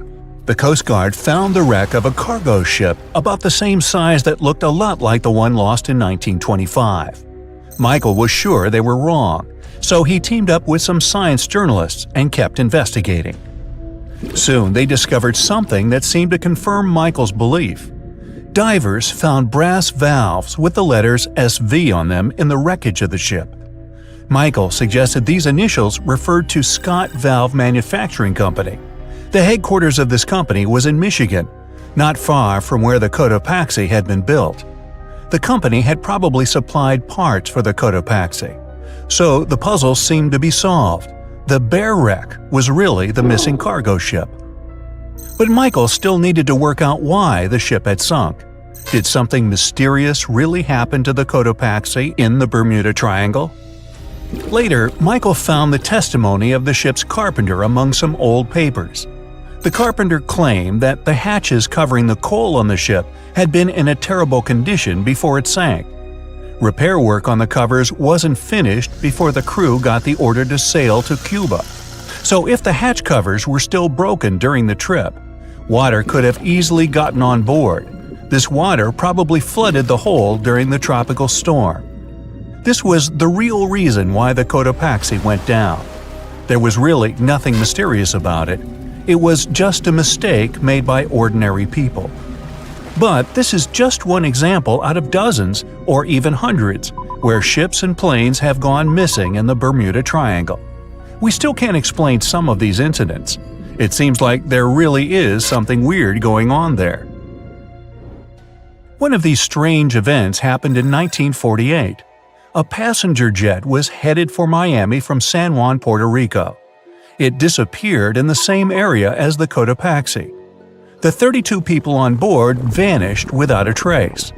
The weather was clear throughout the flight, but experts think that when the plane was about 50 miles from the coast, it could have been hit by a strong wind that knocked it off course. Years later, a similar plane was found in the area of the Bermuda Triangle. But because no one could work out the registration, it was impossible to say for sure if it was the same one. Something even stranger occurred not long before, in 1945. 5 planes went missing all at the same time. Some trainee pilots were practicing their navigation skills. But when they'd finished, it seems they couldn't find their way back home and disappeared. Many people assume they just ran out of fuel. This seems likely, but still, the circumstances were really strange. The trainees were being supervised by an experienced pilot who had 2,500 hours of flight time. He would never have let a group of newbie pilots get that far away from their base. Even now, people still debate what could have happened. Some insist the pilots ran into something supernatural out there in the Bermuda Triangle. But who knows? And here's another freaky thing that happened there which no expert has been able to explain: time travel. In 1970, Bruce Gernon was flying a plane from Andros Island to the Florida coast. When he was at 11,500 feet, a giant cloud appeared in front of him. It kept getting bigger and bigger, and he had no choice but to fly through it. As soon as he did, the plane was surrounded by darkness. It was as if the day had turned to night in a split second. Suddenly, Bruce began to see white flashes of light around him. They were so bright that they lit up the entire sky. But they weren't lightning bolts, although he couldn't really explain what they were. The plane continued through the strange cloud for almost a half an hour. Bruce noticed that the cloud changed shape during this time. The space around the plane turned into a tunnel. Then the tunnel started narrowing. Bruce became really tense as he tried to cope with the plane's controls. All his instruments and navigation equipment were going crazy, and the electronics stopped working. Then, a white light appeared at the end of the tunnel. Just like in the movies, the plane escaped the closing cloud tunnel at the very last second. Everything was fine, but now Bruce found himself in some white fog. He had no idea where he was. Then he managed to contact ground control. He was shocked when he learned that his plane was already in the airspace above Miami. It seemed that something impossible had happened. Bruce was meant to cover a distance of about 250 miles during the flight. This usually took 1.5 hours, but he had managed it in just 47 minutes, almost 2 times faster than normal. When Bruce landed, he went to check the amount of fuel left in the tank. It turned out he'd used up a lot less than the normal amount of fuel as well. Could there be a logical explanation for the time-traveling plane? Well, records show that a large number of sunspots were detected on the surface of the sun that day, and there was a strong solar wind. This could easily have made the electronics and devices on the plane go crazy. But what about the mysterious cloud? The Florida coast is a place where 2 large air currents meet. One has a high pressure and the other is a low pressure one. This causes a lot of storm clouds in the area. But people still debate how Bruce was able to cover the distance so quickly. Some people say that some kind of mysterious dark energy was involved. Others say it was a gravitational anomaly that curves space and time. Others think that Bruce is just a fraud. We still don't know the truth. So, is there really something supernatural about the Bermuda Triangle? Or is it all just coincidences and made-up stories? The truth is that no more planes and ships disappear in the Bermuda Triangle than anywhere else in the world. It has recently become a popular location for many tourists looking for the perfect place to get away from it all. If you're lucky enough to catch a sunny day here, it's like no other, I can assure you. Chances are, you'll end up having loads of foggy days, but let's be honest, they have a special allure of their own. This enchanting smile-shaped island is called Sable Island. It's located 190 miles from mainland Nova Scotia. It wasn't accessible to the general public until 2013. That's when it was added to the list of National Parks of Canada. You can get here either by plane or by water. But what's so enchanting about this place anyway? There must be something since the yearly tourist count is growing every year. Firstly, there's a spectacular number of wild horses here. There are between 200 and 500 horses roaming free all over the island. There's also a large population of gray seals. The place is also the only breeding location of a rare bird species called the Ipswich sparrow. If you're already considering a trip here, there are some things you need to know first. Remember that fog I mentioned earlier? Well, it turns out that Sable Island is the foggiest place in the Canadian Maritimes. I'm talking about approximately 127 foggy days each year. During such days, Sable Island literally disappears underneath a thick layer of fog. You won't be able to explore the place on your own either. The local regulations state that visitors need to travel within a group, and they also need to keep a 197-foot distance from the wildlife they can encounter here. As charming as this place may be, it holds a dark secret hidden beneath the sandy dunes, and it has nothing to do with beautiful creatures living here or the island's unique vegetation. Apart from being known from its horses and seals, Sable Island is infamous for an overwhelming number of shipwrecks. Over the years, about 350 ships have ended their lives here, on these sandbars. When survivors described their experiences, they usually mentioned harsh weather conditions near this mysterious island. The island also made its way into literature when it was described in a book called The Perfect Storm, which was written by Sebastian Junger and published in 1997. The book was so successful that it was later adapted for the big screen in 2000, with George Clooney playing the leading role. The first recorded shipwreck near Sable Island dates back to 1583. The boat was named the HMS Delight and was under the command of British adventurer and explorer Sir Humphrey Gilbert. Only 17 people managed to survive the catastrophe by escaping in a small boat. Records mention that they spent 7 days at sea before reaching the shores of Newfoundland. In 1884, another vessel named the Nicosia struggled in the thick fog as well. The ship was completely destroyed, but fortunately, all 18 crew members managed to survive. The captain's son was almost lost at sea when a lifeboat capsized when he was climbing into it. He somehow managed to stay underneath the lifeboat, which was completely submerged. When this lifeboat righted, he eventually emerged from the water and was rescued for the second time. The years between 1947 and 1999 were relatively quiet on the island. In 1999, though, a yacht called the Merrimack ran aground near the shore of the island at about 2 a.m. on July 27th. The 40-foot fiberglass boat had a crew of only 3 people. Natural gas exploration workers, who were luckily not far away, rescued them. The crew managed to fly safely to Halifax the next day. The owner of the Merrimack tried to recover his boat by hiring local fishermen. Unfortunately, this operation was unsuccessful, since only the fittings of the yacht were eventually saved. It took no more than 6 weeks for the sand and waves to crush and completely break up the hull of the Merrimack.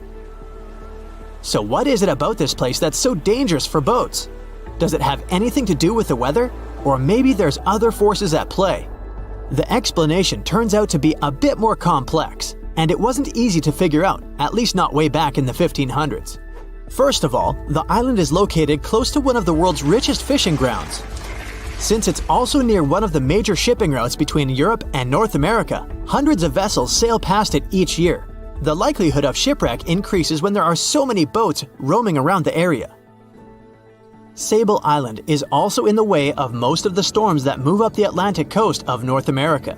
It's no surprise that boats often get hurtled straight onto the shores of this island. The weather has a lot to do with it too. During the summer season, the warm air from the Gulf Stream creates a dense fog as it merges with the cool air by the Labrador Current that passes by the island. Other currents don't help the matter. Sable Island is next to the meeting point of 3 major ocean currents: the Gulf Stream, the Labrador Current, and the Belle Isle Current. Since the 1950s, radars and other modern navigation tools have been used on commercial vessels as well. Up until then, the sextant was the main instrument used to figure out a ship's location. It doesn't mean that sextants weren't accurate, but this instrument couldn't work properly without a clear view of the sun or stars, which means it didn't help much in dense fog, such as the one surrounding Sable Island, or when it was cloudy. Often during bad weather, the captain of a ship navigated, relying on their experiences and intuition based on the ship's speed and direction. That's why most of the survivors in shipwrecks near Sable Island said that the captain had simply miscalculated the ship's position, crashing into Sable Island by accident. This dusty, sandy land is as unfriendly to ships as it is to trees. There's reportedly a single tree on the whole island, and it looks a lot more like a bush. It's actually a pine tree. And since the famous island horses don't see it as much of a food source, it somehow managed to survive. Reports say that the tree was planted back in the 1950s. Local authorities were trying to grow a forest on the island to make it a bit more welcoming. They've planted tens of thousands of trees over the years, more than 69,000 evergreens, 600 fruit trees, and about 55 pounds of pine seeds, along with other plants which could survive the conditions on the island. But they were no match for the extreme weather and sandy soil. Out of all those plants, just one pine tree is still alive. Thanks to its resistance, it has even become a symbol of Sable Island. Interestingly, for around 40 years, the island also had just one inhabitant.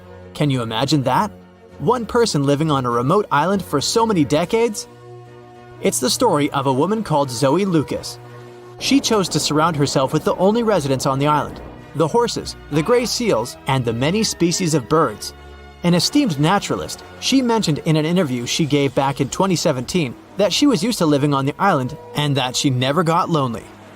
To survive here, she had to put together an essentials kit. It included a notebook to take notes and a pair of binoculars to study the wildlife. You can safely assume she wasn't scared of the intimidating surroundings, since she decided to eventually call this place home. At first, Zoe wanted to set up camp on one end of the island, near some abandoned buildings. But eventually, she settled in a wooden house near a bunch of sand dunes. A Canadian institution called the Meteorological Service of Canada put together the simple construction back in the 1940s. Parks Canada operates the building these days. Zoe's work included gathering as much data on the local horse population as possible. It could help scientists better understand how they managed to adapt to the unfriendly environment. She also helped gather the debris that made it to the shore to help track pollution levels. Among all the rubbish that she collected, there was a refrigerator and a crate full of fresh peppers. Some other specialists eventually started working rotating shifts on Sable Island to offer the brave woman a little bit of company now and then. There's something really bizarre going on at these 12 points scattered across the Earth. The vile vortices, as they're called, are these creepy spots over the Tropic of Cancer, the Tropic of Capricorn, and the North and South Poles, where weird forces seem to take over. You've probably heard of the most famous one, the Bermuda Triangle. It's believed that more than 50 ships and 20 airplanes have mysteriously disappeared in this area, which is located between Florida, Bermuda, and Puerto Rico. But what most people don't realize is that the Bermuda Triangle actually has 11 siblings, and these other spots can be even more terrifying. Let's start with Mohenjo-Daro. This was a thriving city located in what is now Pakistan. Built around 2500 before the Common Era, this urban center was once home to about 40,000 people. But then, suddenly, people abandoned it by the year 1700 before the Common Era. In the 1940s, an archaeologist discovered 39 human skeletons at the site, which fueled the theory that the city was invaded by some other civilization at some point. But honestly, it's hard to confirm that, since archaeology doesn't really explain the city's sudden destruction or the disappearance of its people. It's led to a bunch of bizarre theories. One of them talks about an ancient extraterrestrial race that might have lived there, and a malevolent wind that swept through the city.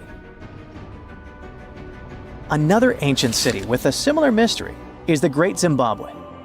Its construction began in the 11th century, and at its peak it housed up to 18,000 people. But for reasons we'll probably never fully understand, it was abandoned in the 15th century.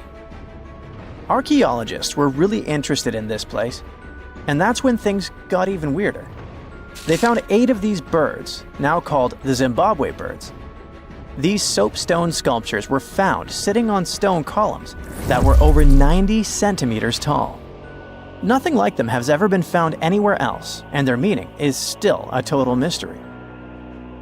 Some think each bird represents a new king, but other theories suggest they were ancient animals very dear to the people who lived there.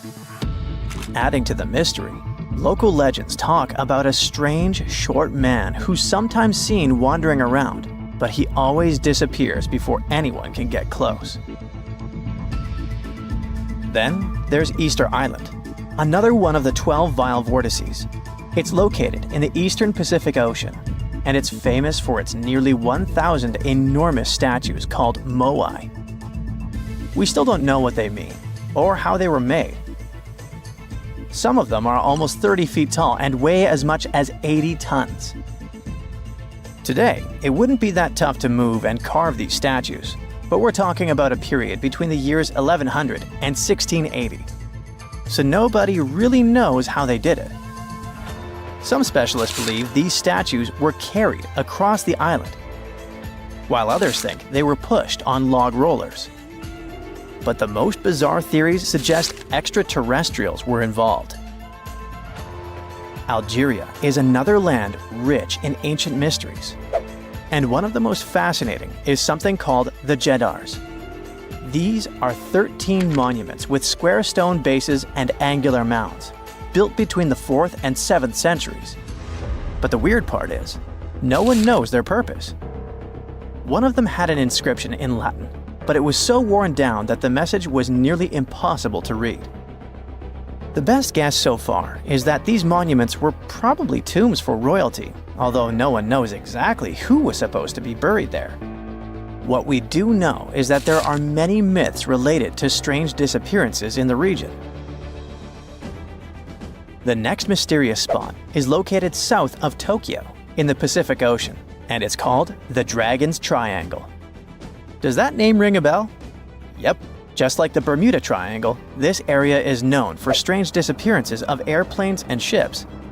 One of the most chilling stories dates back to 1945, when a plane allegedly vanished.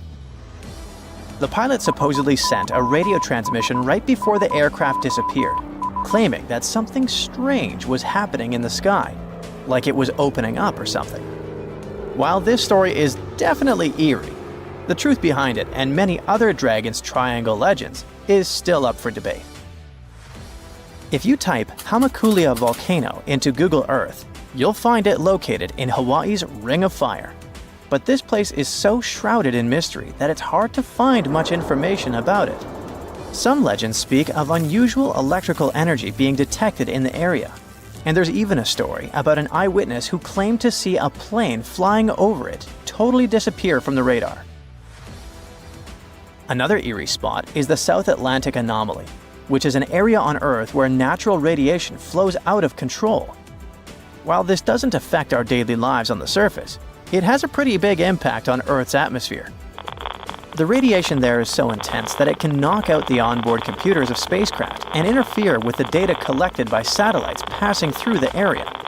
To deal with this, specialists had to add an additional shield to the International Space Station. The South Atlantic Anomaly is also linked to a weird event that astronauts experience called cosmic ray visual phenomena. They've reported seeing random flashes of light or shooting stars out there in space, but it's all just some kind of illusion. From wild radiation to strange seismic activity. The Wharton Basin in the Indian Ocean is a place known for unusual tectonic events. In April of 2012, a massive earthquake measuring magnitude 8.6 hit the region. This was considered the largest intraplate earthquake ever recorded, meaning it happened within a tectonic plate rather than at its boundary. This caught the attention of scientists, who now speculate that the region might be forming a new boundary between the Australian and Indian plates. But for now, this is all still one big mystery. Now let's head to the Pacific Ocean. More specifically, to the New Hebrides Trench. This submarine trench is about 750 miles long and 45 miles wide. It formed when the Australian plate slid under the New Hebrides plate. There's no doubt that this is one of the creepiest and deepest spots in the ocean. The danger isn't just down in the deep sea either, as this trench has been connected to several earthquakes that affected New Caledonia and Vanuatu. This area also has some strange features. For example, when scientists explored it, they didn't find a single grenadier fish down there.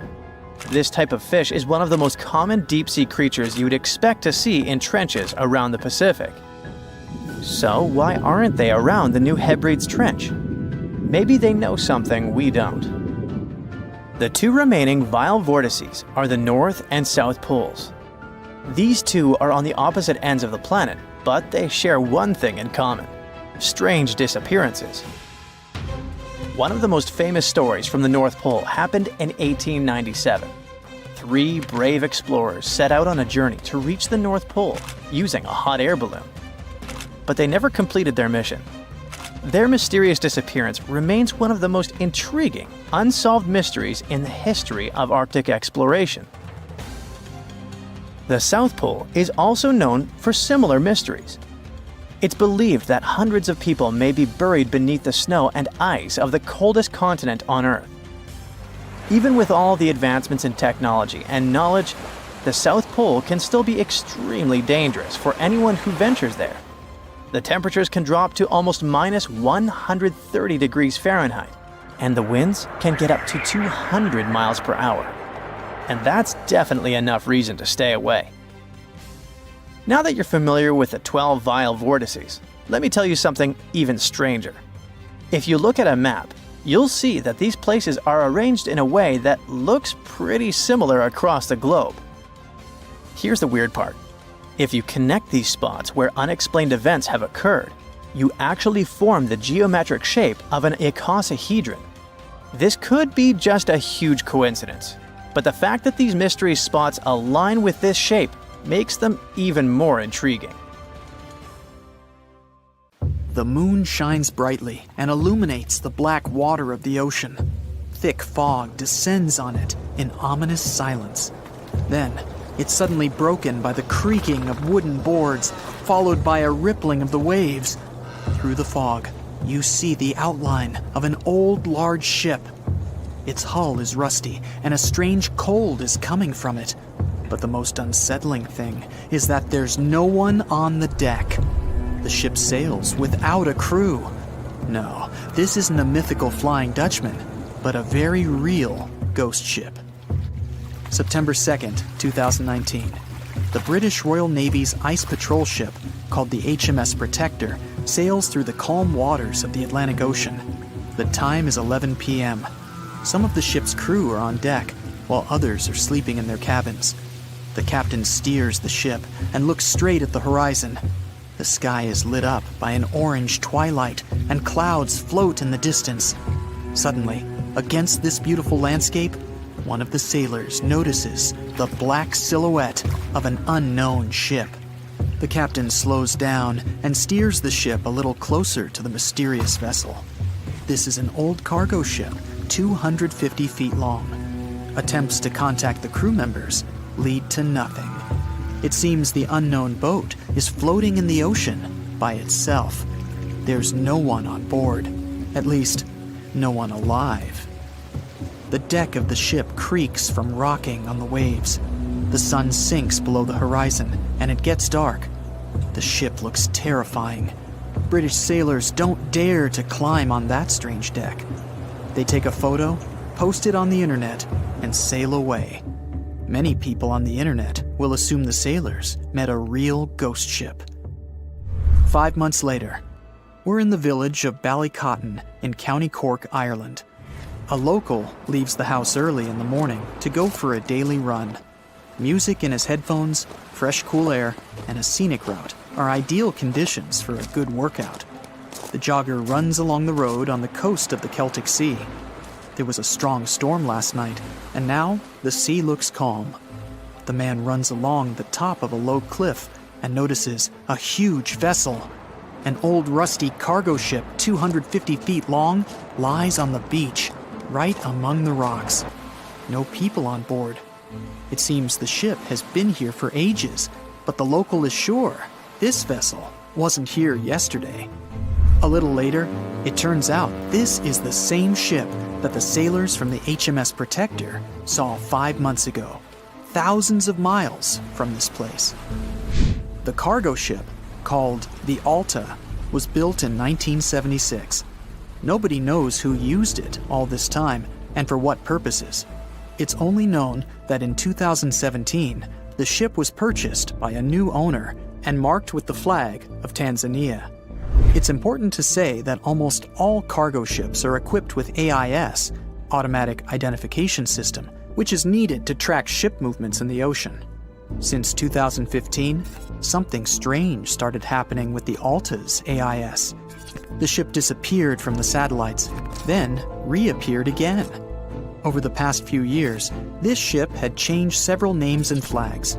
It's not surprising that its AIS shut off and turned on numerous times.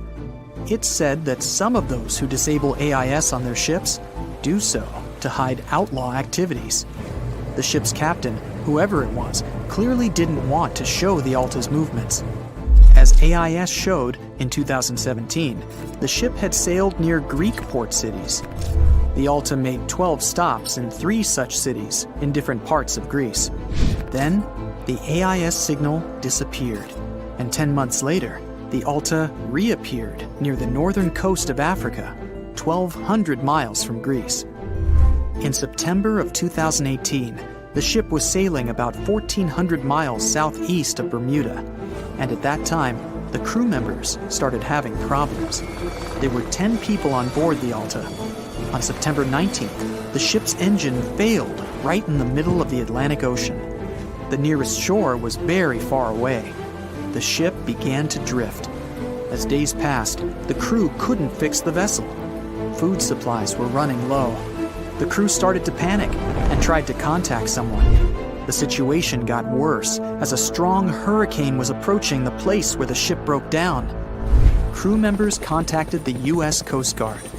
On October 2nd, a helicopter headed towards the ship. Food and water were unloaded on the Alta. This was enough for the crew to bide their time for several days. About a week later, a rescue boat sailed about 1,500 miles to reach the Alta and help the stranded sailors. Shortly before the start of the hurricane, American rescuers succeeded. The entire crew of the wrecked ship was taken to Puerto Rico. The Alta remained drifting in the ocean. After a while, another ship arrived to tow it to the coast of Guyana. Then, something went wrong again. The ship was hijacked. Who did it and why remains a mystery to this day. But then, for some unknown reason, the thieves decided to abandon the ship and left it to drift in the ocean. For almost a year, the ship's location couldn't be tracked. Then, in September 2019, the vessel was found by the British Royal Navy. How the Alta was able to cover the distance across the Atlantic and wash up on the coast of Ireland is unknown. An investigation has been launched in Ireland. It's necessary to identify the owner of the vessel and find a responsible person to take on the task of towing it. But no one has since been found. Once, an unknown person called the Irish authorities and introduced themselves as the owner of the ship, but didn't provide any evidence. Several barrels of oil were found on board the Alta. To dismantle the ship, the Irish authorities will need to spend about 10 million euros. Local residents are annoyed by the wreck too. Corroding metal is bad for the environment, and kids have already snuck on board and posted a video on the internet from inside the abandoned ship. The further fate of the Alta remains unresolved. It's still lying there. That ship sailed in the ocean for just 2 years. Now imagine if some other managed to drift for 38. In all that time, no one could catch this ship, and people still seek it. That vessel is called the SS Bechimo. It was a merchant ship owned by a Canadian trading company. In 1931, the ship got stuck in ice off the coast of Alaska. A strong snowstorm began. The team waited a week for it to end, but the storm only intensified. One day, the weather improved a bit, and part of the team was evacuated to the nearest city. Another part of the crew, with the captain, set up camp near the ship. The storm started again and didn't stop for a long time. The blizzard was so heavy that the ship's captain couldn't see beyond his arm's reach. Finally, when the storm was over, the captain saw that the ship simply vanished. He decided the Bechimo sank during the storm. A week later, the ship was found, drifting near the place where it was lost. The hull of the ship was damaged so badly that it was unsafe to sail on it. The captain decided to abandon the ship. However, it didn't sink. For the next 38 years, it was drifting at various points along the Alaskan coast. Several times, people climbed on the ship, including native Alaskan residents and a group of researchers. Attempts to save the vessel from the sea ended in failure. The salvage operations were hampered by drifting ice and bad weather. The last time it was seen was in 1969. the ship was frozen and blocked by the ice. In 2006, the government created a special project to find the Bechimo. However, in all these years, the ship still hasn't been found. Its fate is unknown. It's likely that the ship has finally found peace and is now lying on the seabed of the Chukchi Sea. In the Titanic movie, you won't see any fumes above the fourth funnel of the legendary ocean liner, and it's not a mistake. Back in 1911, the year before the Dream ship's departure, large ships would mostly sail with 4 chimneys. They needed those to draw heat and fumes from their massive boilers. The Titanic was a real engineering gem that only needed 3 chimneys to function. So the fourth was added for balance and more impressive looks. The White Star Line thought the public would have been disappointed to see only 3 pipes on the greatest ship of all time. The Titanic's sister ships, the Olympic and the Britannic, also had 1 fake funnel each for the same reason. The dummy chimney wasn't completely useless and served for ventilation. It took out the fumes from the machine spaces in the lower decks and from one of the first-class general rooms. 1 big ventilation funnel, instead of several small ones, helped to declutter the upper decks and left more open space for passengers to enjoy their strolls. When Titanic went down, the funnels, each weighing 60 tons, went down with the rest of the ship. They were made extra tall to make sure the passengers weren't covered in the soot being ejected. Their height and weight let them stay in the upright position. The forward funnel, followed by the others, fell only when the ship went for the final dive. Those chimneys were much lighter than the bow, so they spread among other debris. The light material they were made of flattened once it hit the bottom, and the iron-eating bacteria living deep down took care of it later. The bow of Titanic remained intact when it hit the seabed, but the stern was completely mangled. When the famous ocean liner hit that iceberg, things got really messy. It took the future movie star a whole 2 hours and 40 minutes to submerge completely. The collision let water flood 6 out of 16 watertight compartments. As the water gushed into the starboard side, the ship started to tilt down in the front and a bit to the right. By midnight, the damaged compartments were spilling water into others, and it was chaos because these compartments were only watertight horizontally.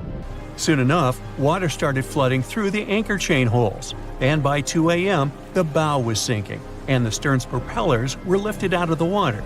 The ship kept flooding until the moment the bow went underwater, and the stern shot up almost 45 degrees. The weight of those massive propellers stressed the ship's midsection. The steel just couldn't handle it and failed. Survivors described that moment as some loud noise, like breaking china or falling gear. That was the Titanic's upper structure giving in. By 12 past 2 a.m., the bow and stern were only connected by the inner bottom structure. Minutes later, the bow, weighing almost 16,000 tons, broke loose from the stern. The stern rose sharply to an almost vertical position and started sinking slowly. By 2:20, it disappeared underwater. The bow was cruising down at about 13 miles per hour and had hit the ocean floor almost a half an hour before the stern. The 2 parts of the Titanic now lie 2,000 feet apart, pointing in different directions. The bow remained mostly intact, just covered in mud. The stern turned into a tangled wreck because of the implosions it went through during the descent. The air trapped within the structure just couldn't handle the increasing pressure of the water deep down. Signal rockets played a big part in the Titanic's tragedy. When a ship goes down, you're supposed to shoot up red flares to signal trouble. But someone decided to stock Titanic with white lights instead of the usual red ones. So when the ship smacked into that iceberg, the crew fired off white flares. The SS Californian was passing nearby, and its captain knew the Titanic was in a dangerous iceberg zone. The crew didn't spot the sinking Titanic, but they sure saw those white rockets. The radio between the ships was useless because the Californian's operator switched it off. The captain had a gut feeling something was off, so he flashed a Morse code light signal at Titanic. But he received no reply because the Titanic had already gone underwater. There was another ship, Samson, sailing alongside the Titanic. It had plenty of illegally hunted frozen seal meat from Canadian waters abroad, so it was sailing with lights off to remain unnoticed. When they saw the Titanic's white rockets, They thought it was the Coast Guard and zoomed away. Sampson didn't have a radio, so they couldn't find out about the ongoing disaster. The crew got the news about Titanic only when they got to the coast of Iceland the following month. There have been many theories to explain the Titanic tragedy, and one of the recent ones says that there was a fire involved.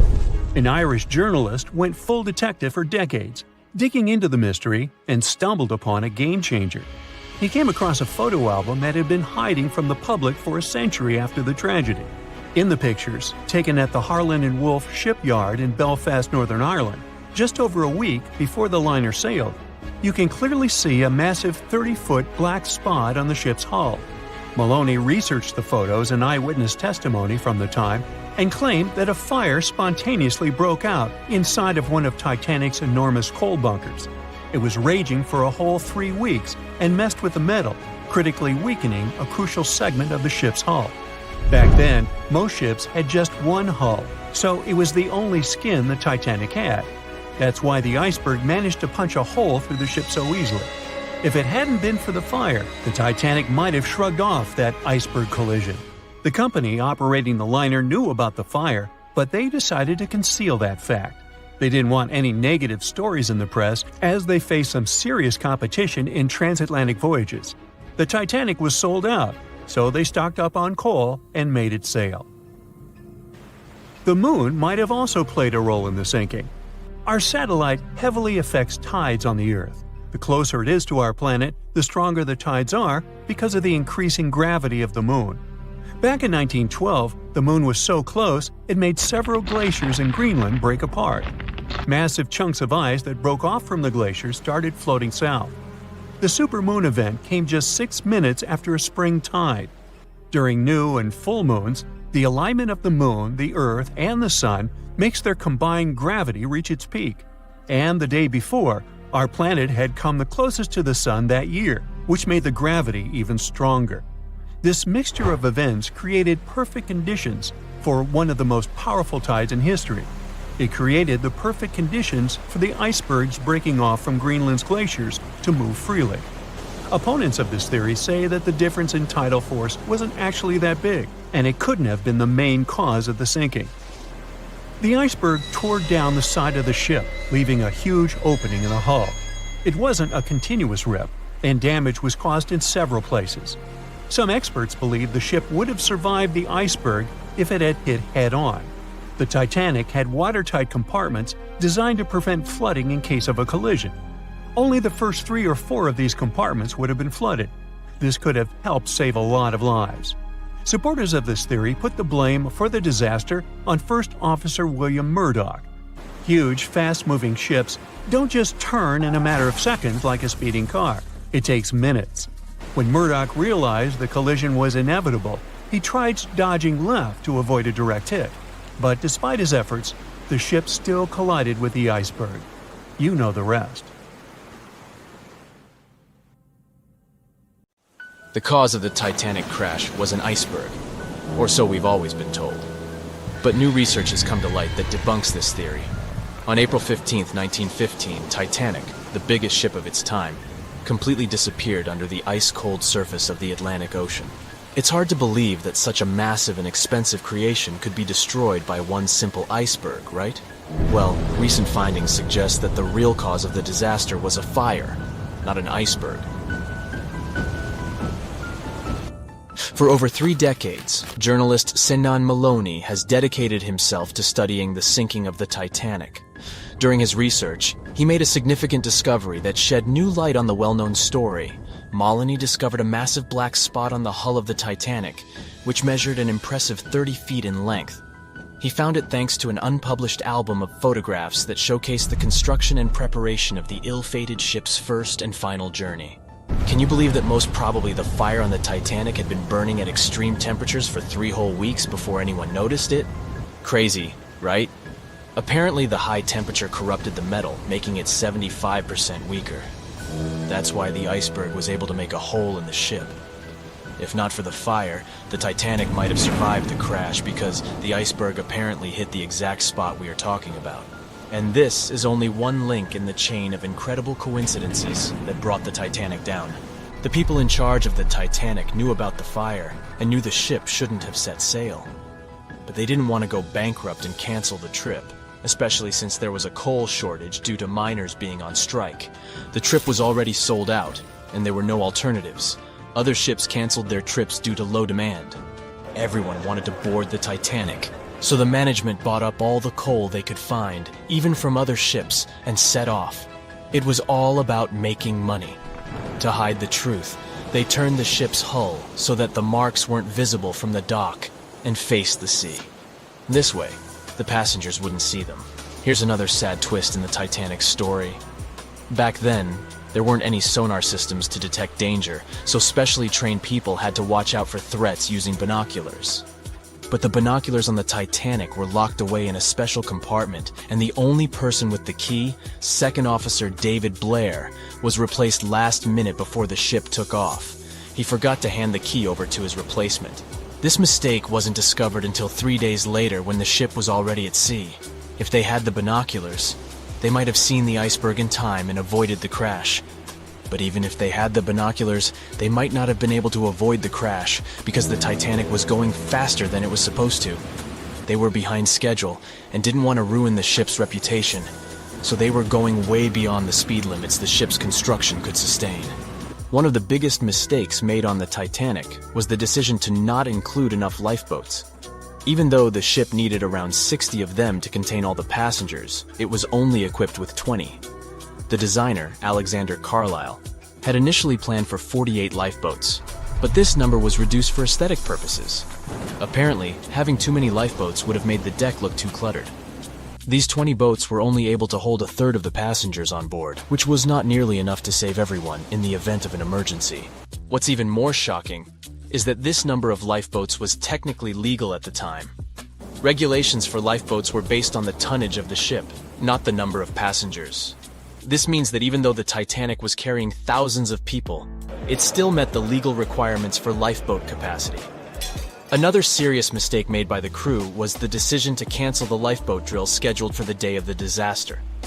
Lifeboat drills were standard practice on ocean liners at the time, but for no apparent reason, Captain Edward John Smith chose to cancel it. This meant that passengers were not prepared for an emergency, and the crew was not adequately trained to handle the situation. When the ship hit the iceberg, chaos ensued, and it took over half an hour to launch the lifeboats instead of the usual 10 minutes. Some folks put the blame on Captain Smith for the fact that the first set of lifeboats left partially empty. The very first lifeboat, which had seats for 65 people, only carried 27 passengers. There is an objective reason for this. At the beginning, people were reluctant to abandon the ship and didn't understand the gravity of their situation.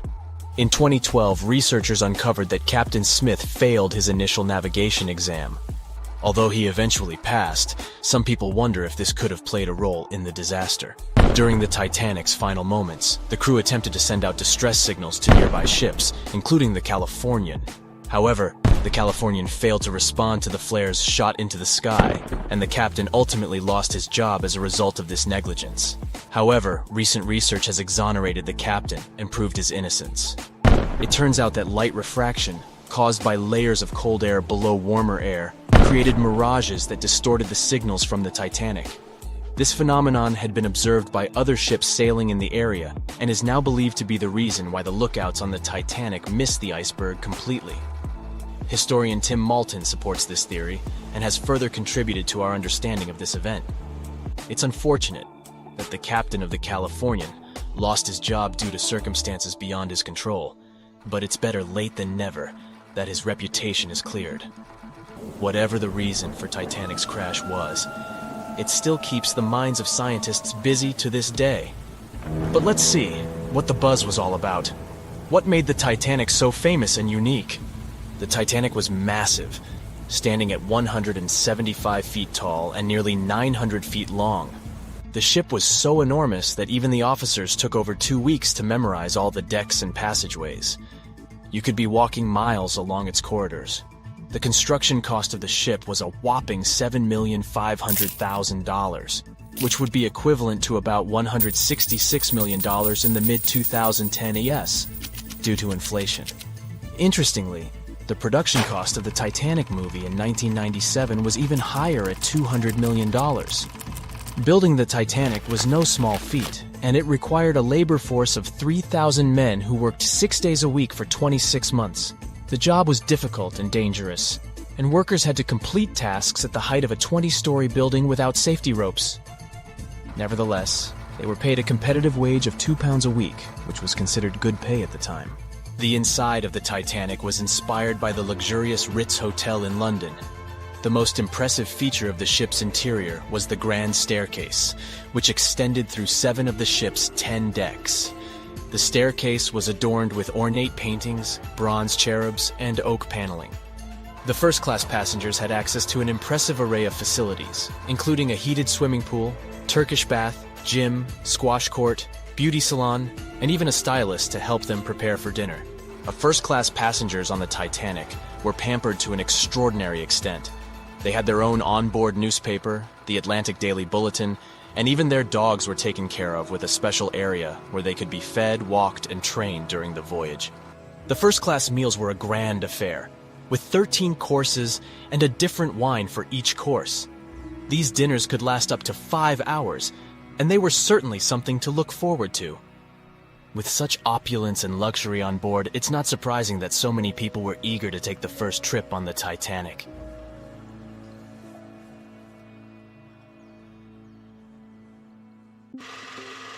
We know Titanic from so many stories, even a movie, but now we have its first full-sized digital scan. And nope, it's not like those models from before, where we mostly imagined what the ship was supposed to be like. This time we got a real digital scan. A team of experts really mapped the deep-sea floor around the Titanic together with the ship itself. We basically got a 3D view of the entire wreck, which is like going deep down beneath the ocean's surface and seeing Titanic as if all the water has been drained away. So, the story of the wreck started in 1985, 73 years after the Titanic went down. The explorer named Robert Ballard stumbled upon it somewhere between 2 submarines that also went down in that area. He was actually on a different task back then, so he didn't even have time to explore the ship properly. But as he was searching for the submarines, he realized how ocean currents affect sinking debris. He noticed the heaviest object sank quickly and left a trail of debris behind, the trail that followed the currents. Using this knowledge, Ballard made a hypothesis the Titanic had broken in two and left a debris trail as it sank. Before he found the wreck, everyone thought the ship just went down in one piece after hitting an iceberg. So everyone knew where the ship was so the adventure could start, or not. It was hard to explore it. The ship is enormous, and the dark depths of the ocean make it really difficult to capture its whole body in one go. So we mostly relied on glimpses of the decaying ship, and had to settle with teasing scattered parts of the whole picture and filling it up with speculations and stories. But in the summer of 2022, we finally got something different. A team of experts from Magellan Loaded, a company specializing in mapping the deep sea, teamed up with Atlantic Productions, who were making a documentary about the project. They embarked on a mission to capture the complete view of the Titanic. They used submersibles. Those are vehicles that go underwater, remotely controlled by a team of skilled explorers. These submersibles dove deep into the ocean. It wasn't an easy job. They spent over 200 hours collecting information about the entire length and breadth of the wreck. It was like a real-life treasure hunt. But instead of finding gold and jewels, they took something even more precious. Over 700,000 images of the Titanic from every angle possible. Yup, they took photos of every tiny part of the ship, even the not-so-interesting bits most of us would usually skip. Even mapping the muddy parts was an important part, because it helped fill in the gaps between the more exciting things they discovered. And this was a way for all of us to finally get a detailed 3D reconstruction. Even though it's been more than 100 years, you can still recognize the bow of the Titanic, covered in rust that hangs down like stalactites. On top of the bow is the boat deck, where a big hole gives us a glimpse into the empty space where the grand staircase once stood, like a window into the ship's glamorous past. Its stern is now a wild mess of twisted metal. As the Titanic went down, this part collapsed and spiraled into the seabed. The bow and the stern ended up separated by about 2,600 feet. There's a vast field of debris surrounding this giant, stuck on the seafloor. This debris is like a scattered treasure trove, full of intricate metalwork from the ship, statues, and even unopened champagne bottles. There are also personal belongings that went down together with the ship, like dozens of shoes resting across the seafloor. It was a tough task to do, go down and take all those pictures. It may not sound that hard at first, considering it was the vehicle that really immersed itself into such deep parts of the ocean, not the people. But studying the ocean is hard. We haven't explored, mapped, or even seen over 80% of it. The conditions are harsh, and the pressure becomes more intense the deeper you go. And their vehicle had to dive down to nearly 13,120 feet below the surface. That's like 12 Eiffel Towers stacked on top of each other. Plus, you have strong currents in that area, so it was probably like trying to navigate through a watery maze. And submersibles weren't supposed to touch anything. Even the slightest wrong step can damage the wreck that was already so fragile. It seems like the Titanic is frozen in time, so it will always be there waiting for us. But in reality, it's slowly disappearing. It's pretty obvious that the ocean water ruined it considering how long it has been down there. But it's not just that. The wreck itself has become a home for a specific type of bacteria Halomonas titanicae that even got named after the famous ship. These bacteria have a special ability. They can survive inside rusty formations known as rusticles. They kind of look like icicles, those spikes of ice that form when water falls from something and freezes. These bacteria have a taste for iron, which is abundant in the ship's hull. For them, it's like a real buffet down there. And as time goes by, these bacteria will keep eating away at the iron in the ship, bit by bit, until one day the feast comes to an end and the whole ship is gone. It's like a slow but steady recycling process. So this 3D model we got because of the hardworking team and technology comes at the best time because we never know how much time we have left with exploring the famous wreck. This time we might even understand the collision with the iceberg better. You know how movies always show the Titanic hitting the iceberg on its right side? Well, we can't even be certain about that. The scans could help us figure out if the ship actually grounded on the iceberg, like getting stuck on it. We can study the stern and analyze how the Titanic struck the seafloor. That will also help us understand what really happened during the sinking. Maybe we'll get a chance to discover if there was really a strong fire that sealed the fate of the Titanic. One theory says that the coal fire had been raging for a whole 3 weeks before the ship even took its first and last trip. And this could have made its hull weaker, which means most of the work was done. The iceberg just delivered the final blow, if there even was an iceberg, as some people wonder. There's an alternative theory they suggested where the Titanic may have actually hit a hidden mass of pack ice instead of a typical iceberg. Pack ice is made up of large sheets of ice that float near the ocean's surface and can be difficult to spot. They believe this pack ice might have drifted into the Atlantic from the Arctic Ocean. According to one professional mariner, Captain L.M. Collins, that stands up with that idea. If the Titanic had struck a regular iceberg, the ship would have sunk much more quickly than it did. And since the Titanic managed to stay on the surface for a relatively long period of time, less than 3 hours, maybe this was a different type of collision. The mariner also said there are differences in what people said they saw when the Titanic sank. He thinks these differences might be because of optical illusions. In this case, when people were looking at the ocean that night, the way the light was reflecting and the conditions at sea might have made things appear closer or distorted.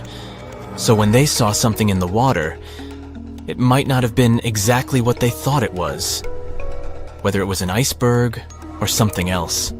Binoculars might have helped the crew members to spot the potential danger, but unfortunately, they didn't have any. It appears they were locked inside a cabinet, and no one knew where the key was. It seems like we all cried watching the heartbreaking goodbye of Jack and Rose from the Titanic. Oops, spoiler, sorry. But the real-life stories from the sinking of the famous ship were no less touching. Joseph LaRoche was born in 1886 in Haiti to a wealthy family. He was growing up without a dad, but his mother was a self-made woman and a respected merchant. His uncle was the head of his country. Joseph was fluent in French, Creole, and English. At the age of 15, Joseph realized he wanted to become an engineer. There were no engineering schools in Haiti, so he moved to France to get his education. The journey took him a whopping 83 days.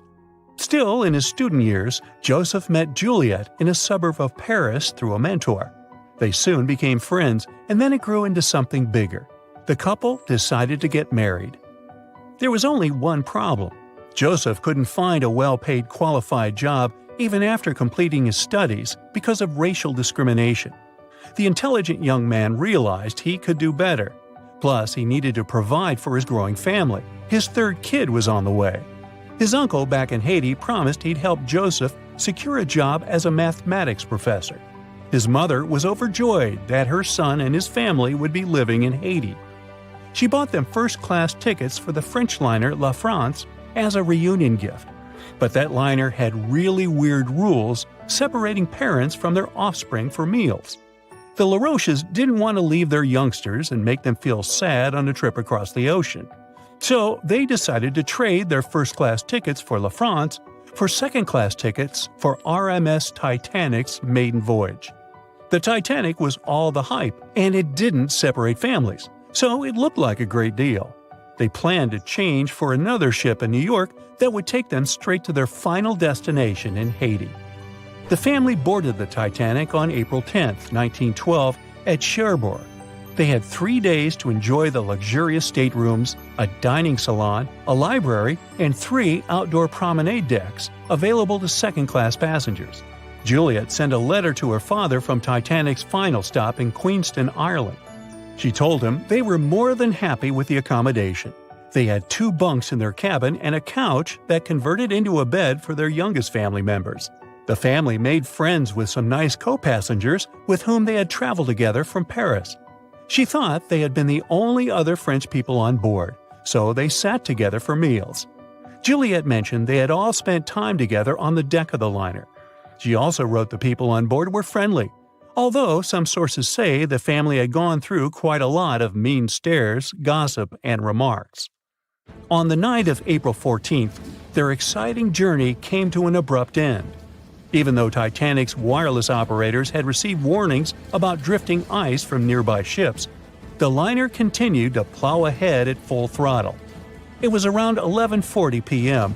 when Titanic's hull collided with the iceberg around 370 miles off the coast of Newfoundland. The practically unsinkable ship was severely under-equipped with lifeboats, enough for only about half of its 2,200 passengers. The nearest rescue ship, the Carpathia, was too far away to help. A steward woke up the LaRoche family and took them to the lifeboats, as Juliet remembered later. She couldn't speak any English, so everything that was going on seemed even scarier to her. A little after midnight, the crew received the order to give priority to women and children when boarding the lifeboats. Juliet later remembered a terrible panic had begun, as people had been pushing each other to get to the desired seat. At some point, she felt they had pulled away her older daughter and thrown her into the abyss. A moment later, she had joined her Simone in the same emptiness. So, pregnant Juliet and her 2 daughters got spots in Lifeboat 14. But they had to say goodbye to Joseph as the boat was being lowered into the sea. He wrapped his coat around Juliet, saying she'd need it, and promised to get in another lifeboat and see her and the little ones again in New York. The 25-year-old Joseph LaRoche didn't manage to stay true to his word. In a couple of hours, Titanic sank underwater, taking the lives of almost 1,500 people. Joseph was one of them. Juliet and the girls were among the 700 survivors who had been rescued by the Cunard liner Carpathia several hours later. Once they reached New York, they were looking through the crowds of people, hoping to see Joseph again. When it became obvious they wouldn't find him, it was time for them to decide what to do and where to go. Without any knowledge of English or money that had gone down with the ship, Juliet managed to survive in America only for 3 weeks, and then had no other choice but to go back to France. Joseph's uncle was no longer able to help them, as others had taken his life 4 months after the Titanic tragedy. In December 1912, Juliet gave birth to a son who she named Joseph after his father. For the rest of her life, she couldn't get over the loss of her beloved husband. That's why she didn't like to speak about what had happened on Titanic and told her children not to mention it. In 1995, a member of the Titanic Historical Society interviewed Louise, who was the last remaining LaRoche child and the last French survivor of the sinking. And that's when the world first heard about this heartbreaking story. It inspired some plays and articles. but it never got the same attention as the story of other passengers. You probably remember the elderly couple going down together in their bed on the Titanic. It was inspired by Isidor and Ida Strauss. They were both born in Germany and emigrated to the United States as kids. They met in New York and got married 5 years later. Isidor started a china and porcelain business with his brother that grew into the glassware department at Macy's and turned them into multimillionaires. Isidor and Ida were well known in New York, not only for their wealth and charity, but also for their love and devotion to each other. In 1912, the couple decided to run away from the New York winters and headed for Europe.